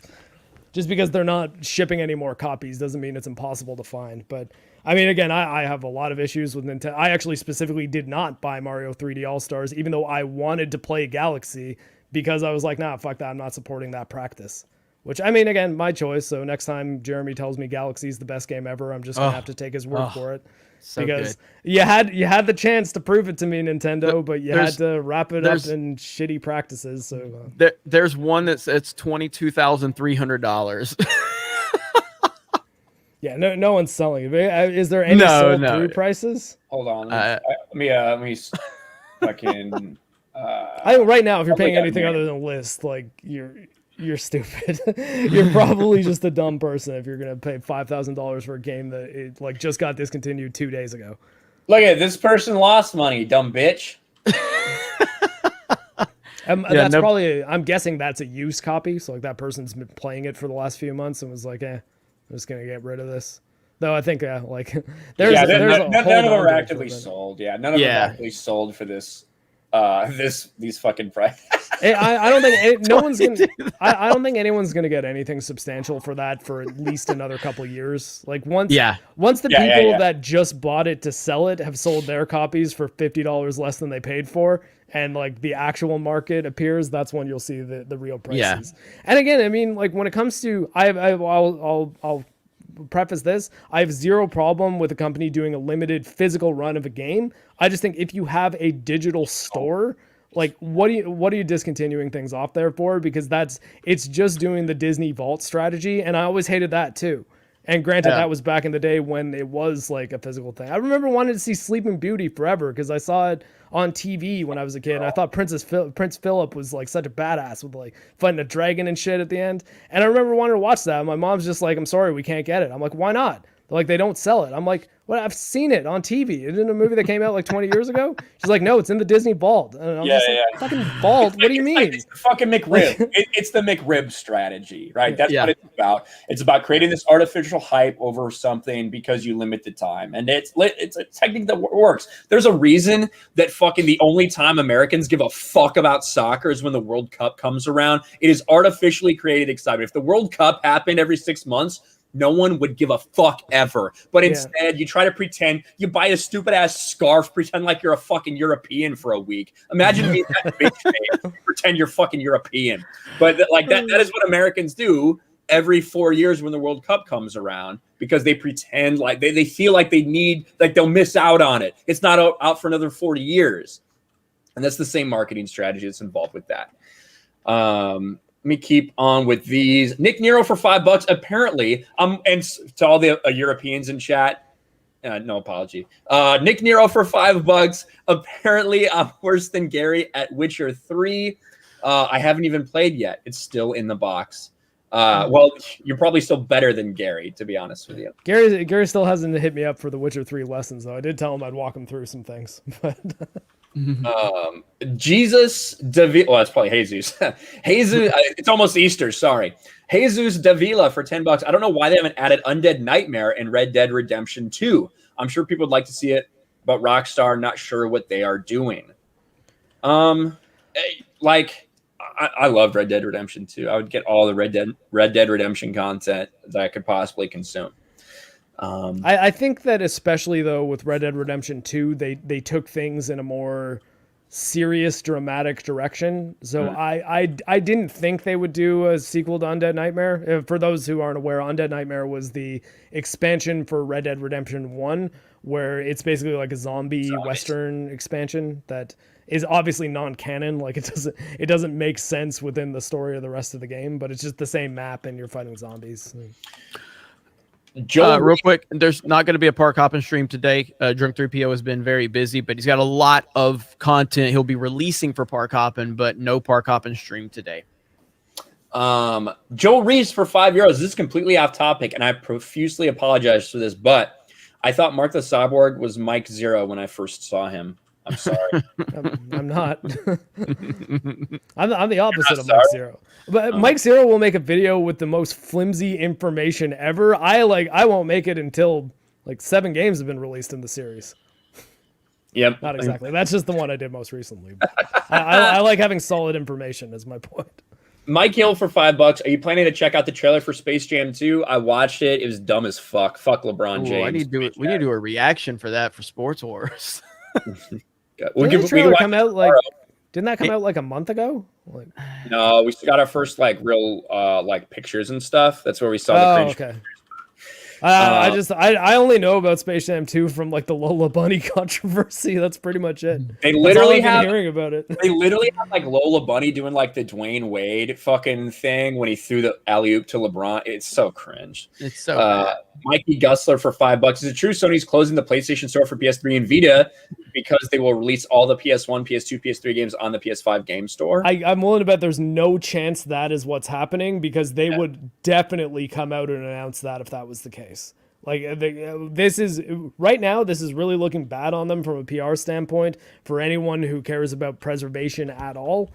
And they're not saying anything. Like Sony hasn't come out and made a single statement about it, which means it's probably as bad or worse than it sounds like it's going to be. There's been some rumors saying that like if your internal battery in your PS4 dies, then your PS4 is going to become unusable, and they're not responding to any of it. So who knows? I think though Sony needs to get their shit together when it comes to backwards compatibility. Because honestly, the backwards compatibility support for PS4 games on PS5 is incredible. Like God of War, like the data boy footage, if you'll notice that if you watch my video in 4K, it's like a 4K 60 FPS game at the whole back 10 minutes of the video where I'm talking about data boy. And Ghost of Tsushima is like a totally different game because it has like a silky smooth frame rate where your parries and the standoffs are a lot easier to actually succeed at because you can see everything that's happening. And I don't know, they need to just start doing that for consoles prior to PS4. Jack Scarata for $5. Howdy guys, Lego Skywalker Saga was delayed. Yes, I'm also playing Insane Trilogy, loving it. We still want Karana to crush me with her ripped thighs. There you go. That seems to be a popular opinion, Jack. Black and White News for $10. What's up, John? Revenge of the Sith novel came out before the movie, and I read it. Amazing read. Oh, the good days when Star Wars was Star Wars. I miss George a lot. I think everybody does. John, thank you for the super chat, buddy. Michael Rucka for €5. Mark, make that dog hate on The Last Jedi, and the radicalization will be complete. Oh, Jojo already hates The Last Jedi. Don't you, sweetie? She barks at Ryan Johnson. Every time Ryan Johnson is like on screen in an interview, she's just like Mr. J for $10. Hashtag restore the Rocky Knob Outpost verse. Holy shit, you are behind. All right, we gotta get through these. I know.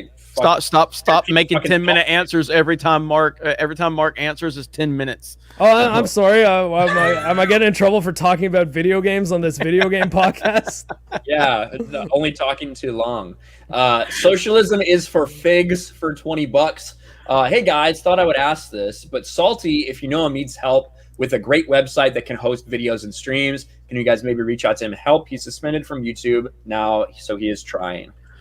I would if Salty's looking for help, I mean, my developers, my developers on the website, we actually discussed some streaming potential, a project. It's going to cost money, obviously, for my guys to put something together.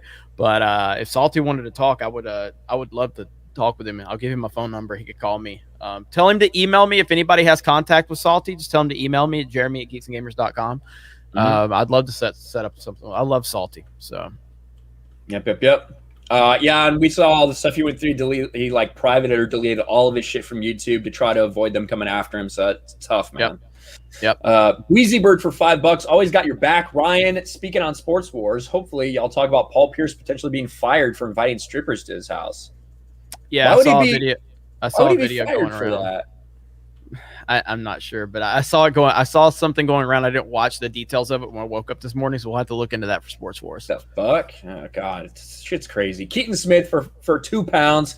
Hale, can you get Nerdrotic playing God of War? Oh my god, that would be beautiful. That's the game he needs to play. It's a like little more straightforward. Well, yeah, like he could start with God of War 1 remastered, God of War 2 remastered, work his way up to 3. Like, and it's more straightforward. You know, it's more straightforward than something like The Witcher. He would be able to understand the concept of button mashing a lot more than The Witcher.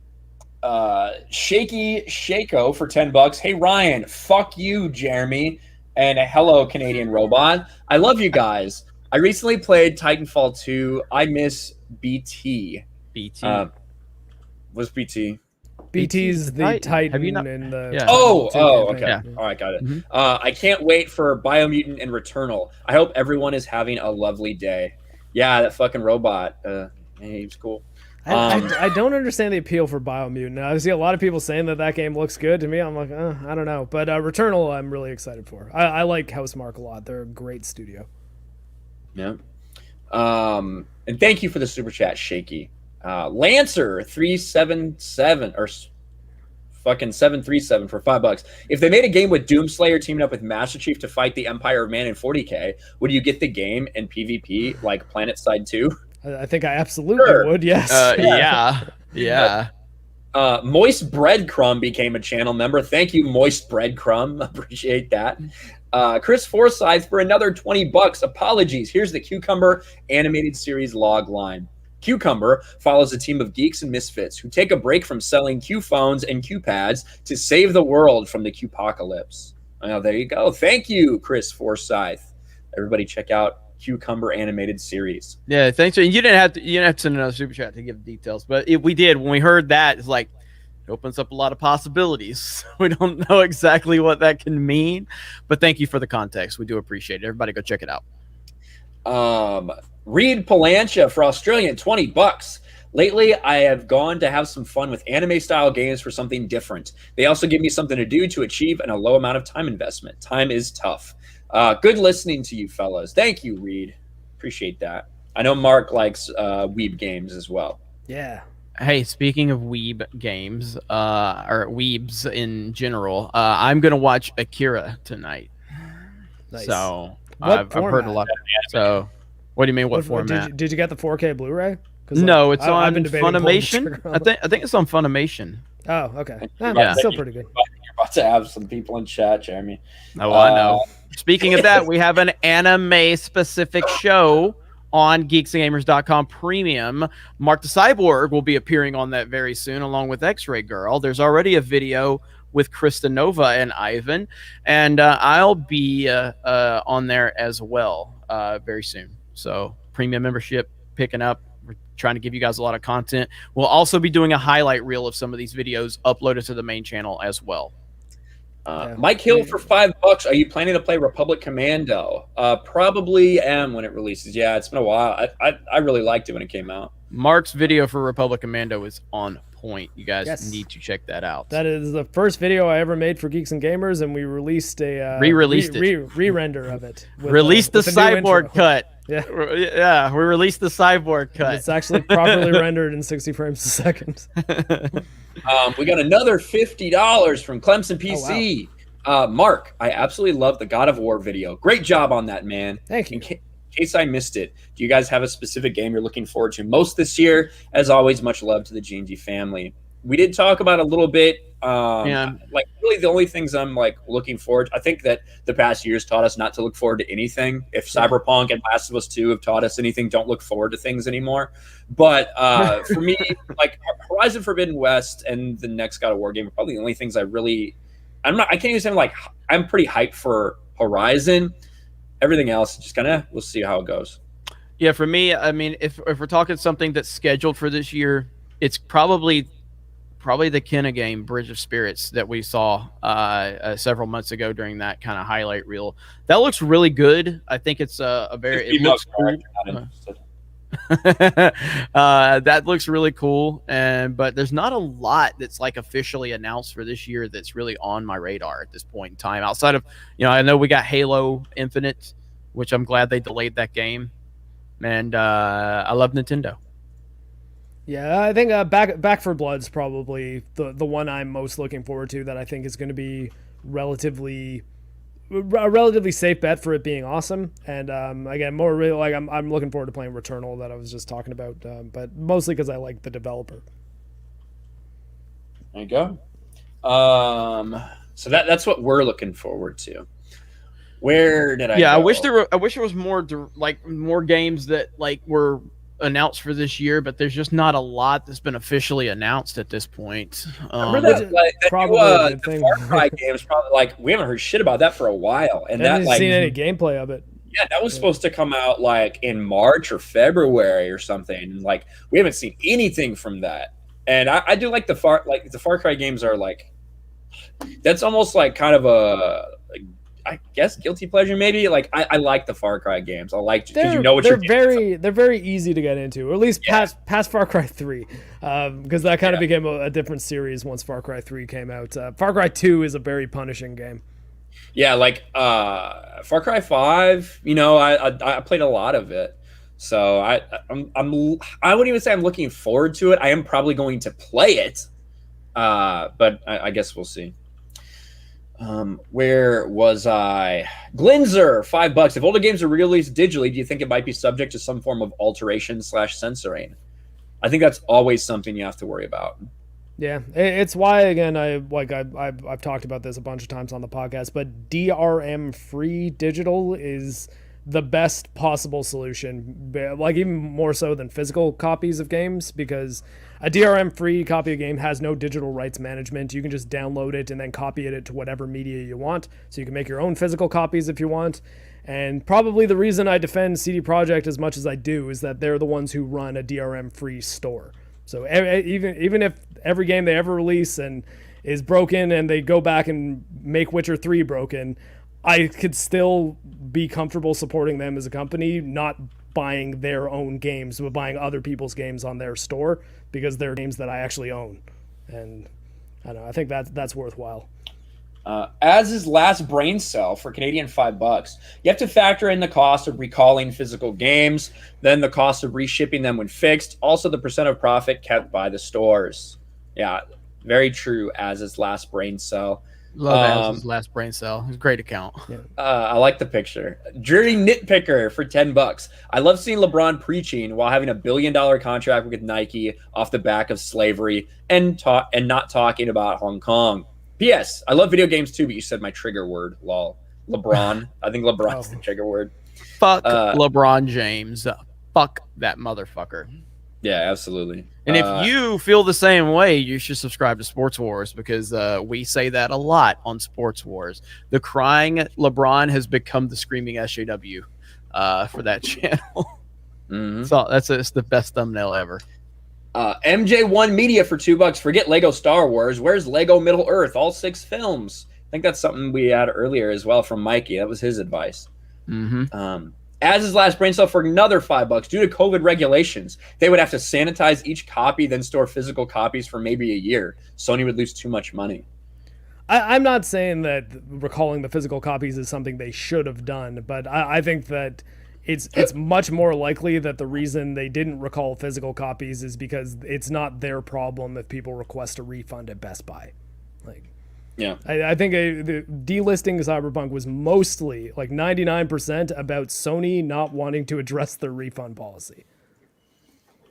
Yeah, if it hadn't been, if CD Projekt Red hadn't been, hey, take it up with Sony if you want a refund, then yeah, they probably wouldn't have pulled it because they would have just been, people would have just been fucked. Where was I? Chris Arcella for 5. Nice. Akira movie has great animation, but if you want full story, the manga is best bet. I'm still hoping you check out Gunsmith Cats. Yeah, the story. Gunsmith Cat sounds good. The story in the Akira movie is not conclusive at all.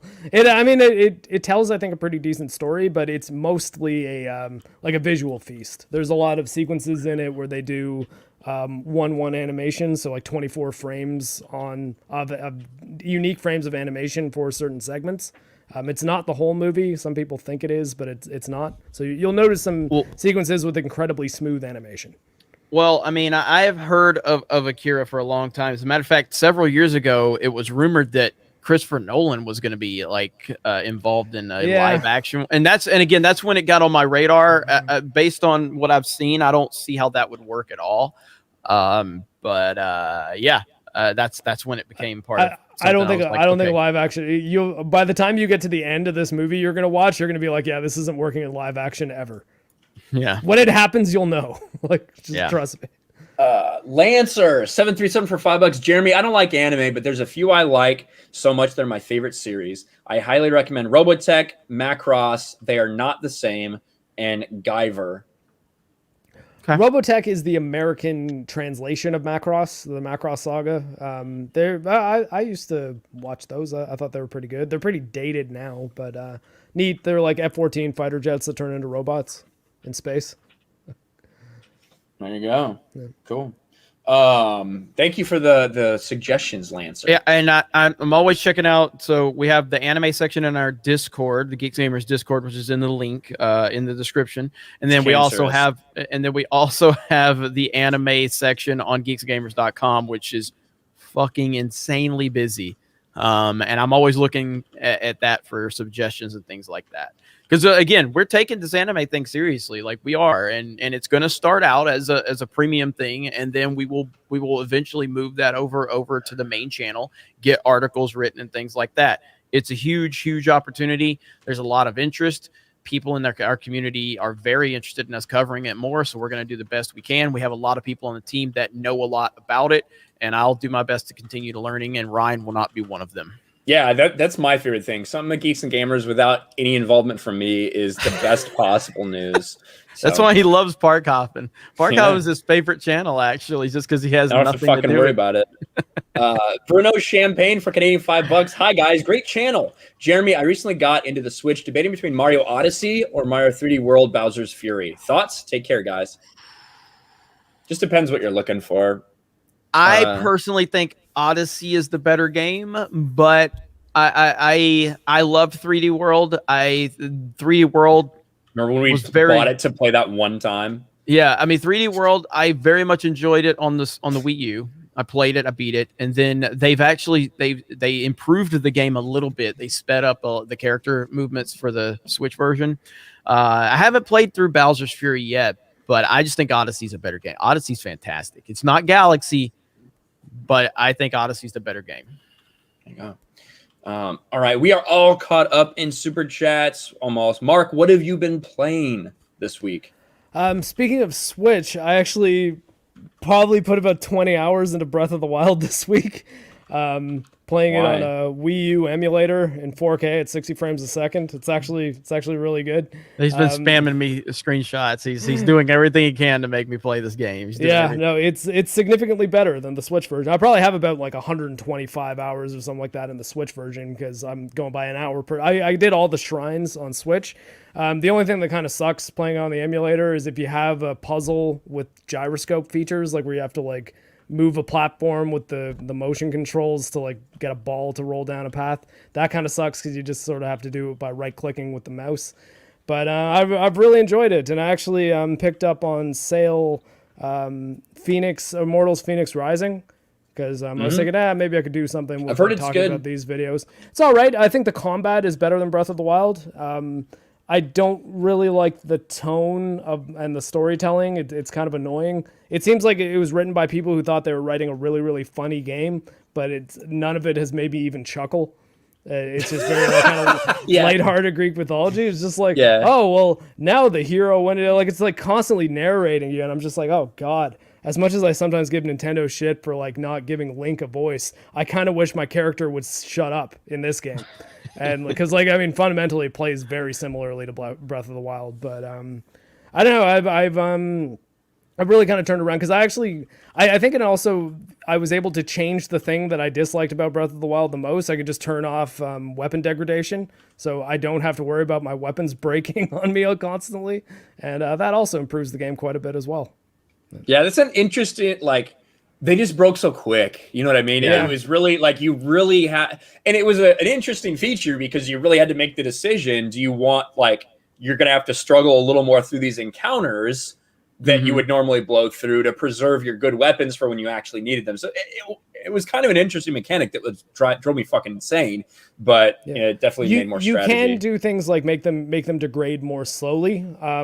I'm essentially playing it, well, effectively you could call that a cheat. I'm playing it with a few of the cheats on because I want to try to catch up to where I was in the Wii version and not have to spend a bunch of time grinding more powerful weapons and then hanging on to them. So this just prevented me from having to be like, okay, I'm going to come back to this dungeon later when I can find another decent sword. Highlight Collector's Digest comment. Oh, man. Well, first of all, my woman does not have blonde hair. Only my puppy does. And second of all, she's in a bed. Not Imagine Mark just being that calm. Just while he's just getting blown. Well, X-Ray Girl, now you've heard what the people want. God damn, that was good. X-Ray Girl laughing in the background, it made it even better. That was fantastic. Oh man, that was good. Jeremy, what have you been playing? Titanfall 2 is what I have been playing, and that's all I've been playing. It's again, I will never stop talking about the greatness of Titanfall 2. Probably going to play it again this week. And again, we want to try to start streaming some for Gaming with Geeks as well, our gaming channel that we very rarely upload to right now. Again, we just have so many moving parts, but I'll hopefully be doing that again very soon. I had a great time streaming that for our premium members. We had a lot of fun. Lethal actually told me, he said, dude, I want to do that more. That was a lot of fun. It was. We had a great time. And if we can just get some consistency with the team on there, I think we could have a lot of fun. Great game, though. Is Titanfall 2 a subscription-based game? No, not at all. No. Jury nitpicker for $5. Jeremy, like you, I've never been a fan of anime until Attack on Titan. My only nitpick is everyone is bipolar. One word, Xanax. Yeah, I mean, Attack on Titan is kind of it's become like the quintessential normie anime, I think, is kind of what a lot of people are saying. And I watched one episode and I was like, holy fuck. And I'd heard about it for years. People have been telling me to watch Attack on Titan for years. And finally Krista Nova convinced me to start watching it. And I watched it and I'm like, holy shit, this is incredible. And it's just opened me up to this entirely new world. And thank you for all the suggestions. I actually love how much the chat goes crazy when we bring anime up, because what it tells us is that you guys want to see more anime. And I've talked to Ivan about potentially setting up a live stream with the people on the team that are into anime, potentially maybe once a month or something like that. We'll start out and then we'll kind of see. I mean, Mark, you guys, when do you guys do your Attack on Titan show? I mean, I know that it's over, Mondays. right? It's the first part of the season. Finished it. Mondays at 7 p.m. We're taking this week off, and then at least Lethal Lightning, myself, and a guest star that we've had a few times named KJ are doing a discussion podcast on a show called Fate Zero now. And KJ is basically making up a watch list for each episode. So episode 1, I think we're going to talk about the first 2 episodes of the series, and then might be like episode 2, we're going to talk about episodes 3 through 7 or something like that. But okay, that's Liquid Nitrogen. That's actually a good one, and maybe I could get Ivan to host it on Wednesdays, and we just call it Weeb Wednesdays. That's actually a really good idea, because having that day to kind of symbolize what stream it is, Friday Night Tights, it's actually worked out very good for Friday Night Tights, clearly. And we'll talk about it. There's a lot of cool opportunities, but it has opened me up to a completely different world. And when I'm watching Hollywood and all their bullshit, and when I see something like Attack on Titan, which has diverse characters, and it has all of this shit, but none of it is based around narratives or identity politics, and it's all meant to complement the story. And now I'm just, all these suggestions I'm getting, it's pretty cool. It is. There you go. The hobby is for $5. Is anyone else able to log into Outriders? I know they had some server problems this morning. I think they're in the process of fixing them, or they should be fixed very quickly. The Hijabi Gamer for $5. Forget Breath of the Wild, Mark. Play Destiny 2 with me. We need to get a raid team up and running. Our weapons don't break in Destiny 2. Yeah, Mark the Cyborg on Steam if you want to add me. There you go. Joel Reese for $2. Have you heard about Death Note? Awesome story. Yes. Yeah, a lot of people have been talking about Death Note. Death Note, I think, is one of the most stable like starter animes. Like for people that haven't seen anime before, it's 36 episodes and it's done, and it tells a really awesome story. Well, yeah, I mean, like I said, I already saw the live action. It's a masterpiece, so I can only imagine how Never good the anime watched the live action Death Note. The only thing you need to watch from the live action Death Note is ER's 3-part series on it, because it's hilarious. But it's same as like you don't need to play Life is Strange. Just watch ER's videos on it. It's the same thing with Death Note. I've watched a little bit of Dragon Ball Kai, and then Krista showed me like still shots of the live action Dragon Ball movie. Holy you pretty much do not ever need to watch American live action adaptations of an anime. The only one that was halfway decent was Alita, and that's pretty much it. Although honestly, the Scarlett Johansson Ghost in the Shell, not horrendously bad. That one's kind of worth watching, but you should watch the anime instead. Ryan wants to die. Gaming or What with $50. Thank you, Gaming or What. That is awesome. Appreciate that. And thank you guys so much. Look, this whole Saturday podcast has really turned out to be something special. You guys are really supportive of us, and we do appreciate that so much. So thank you all. I might do a live stream later today, just an old school live stream on the channel. Might do that. The Nah for $5. Watch some Gundam. I've been recommended that very often as well. Yeah. Jury Nitpicker for another $5. It's all anime. 1 minute they're happy and sweet. Next second they got veins popping out of their foreheads. Is that a Japanese thing? Chill. Yeah. That's say the same for me sometimes. But that is it. Did you get the Streamlabs? I got all of them. Let me check. Okay, no, I haven't checked it, so I just didn't know if you'd read it already. Yep, so. I got all of the Streamlabs. Vile MK for $5. Hey, G&G peeps, if you like suspense and thriller in anime with butterfly effect inspirations, watch Erased anime. Keep it up, my dudes. Speak the truth. Thank you very much. Appreciate that, Vile MK. I thought it was going to recommend Butterfly Effect with Ashton Kutcher for a minute. Yeah, Which, that's actually a good movie. That's actually a pretty damn good movie. I enjoy the hell out of that movie. But yes, thank you for the and yeah, watch Grave of the Fireflies. I've heard that's a no. Maybe don't. It's unless you want to cry. Yeah, I've heard that's an incredibly sad movie, as is Last Brain Cell. It's probably the saddest film ever. Yeah, I've heard that's a really one. So, but again, thank you guys so much. It's been an awesome show, and we're gonna fade out here in just a minute. Fade in. Yeah, we are gonna fade out here. Thank you guys for being here. Thank you for the support. Mark, go subscribe to Mark the Cyborg, and. We'll be live tomorrow on Sports Wars, myself and Ryan, with John Matrix, like we do every Sunday over on Sports Wars. We will have the Mario Kart 8 stream, I think. I mean, I know it's Easter, so I need to talk with Ryan and everybody. I know Chris has said she might be hit or miss with some family stuff. So yeah, just because Jesus took this weekend off like 2,000 years ago doesn't mean we're going to. That's my perspective.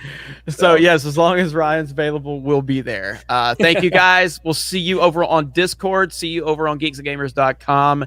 and can't wait to play some more video games. All right. We'll talk to you guys later. Peace.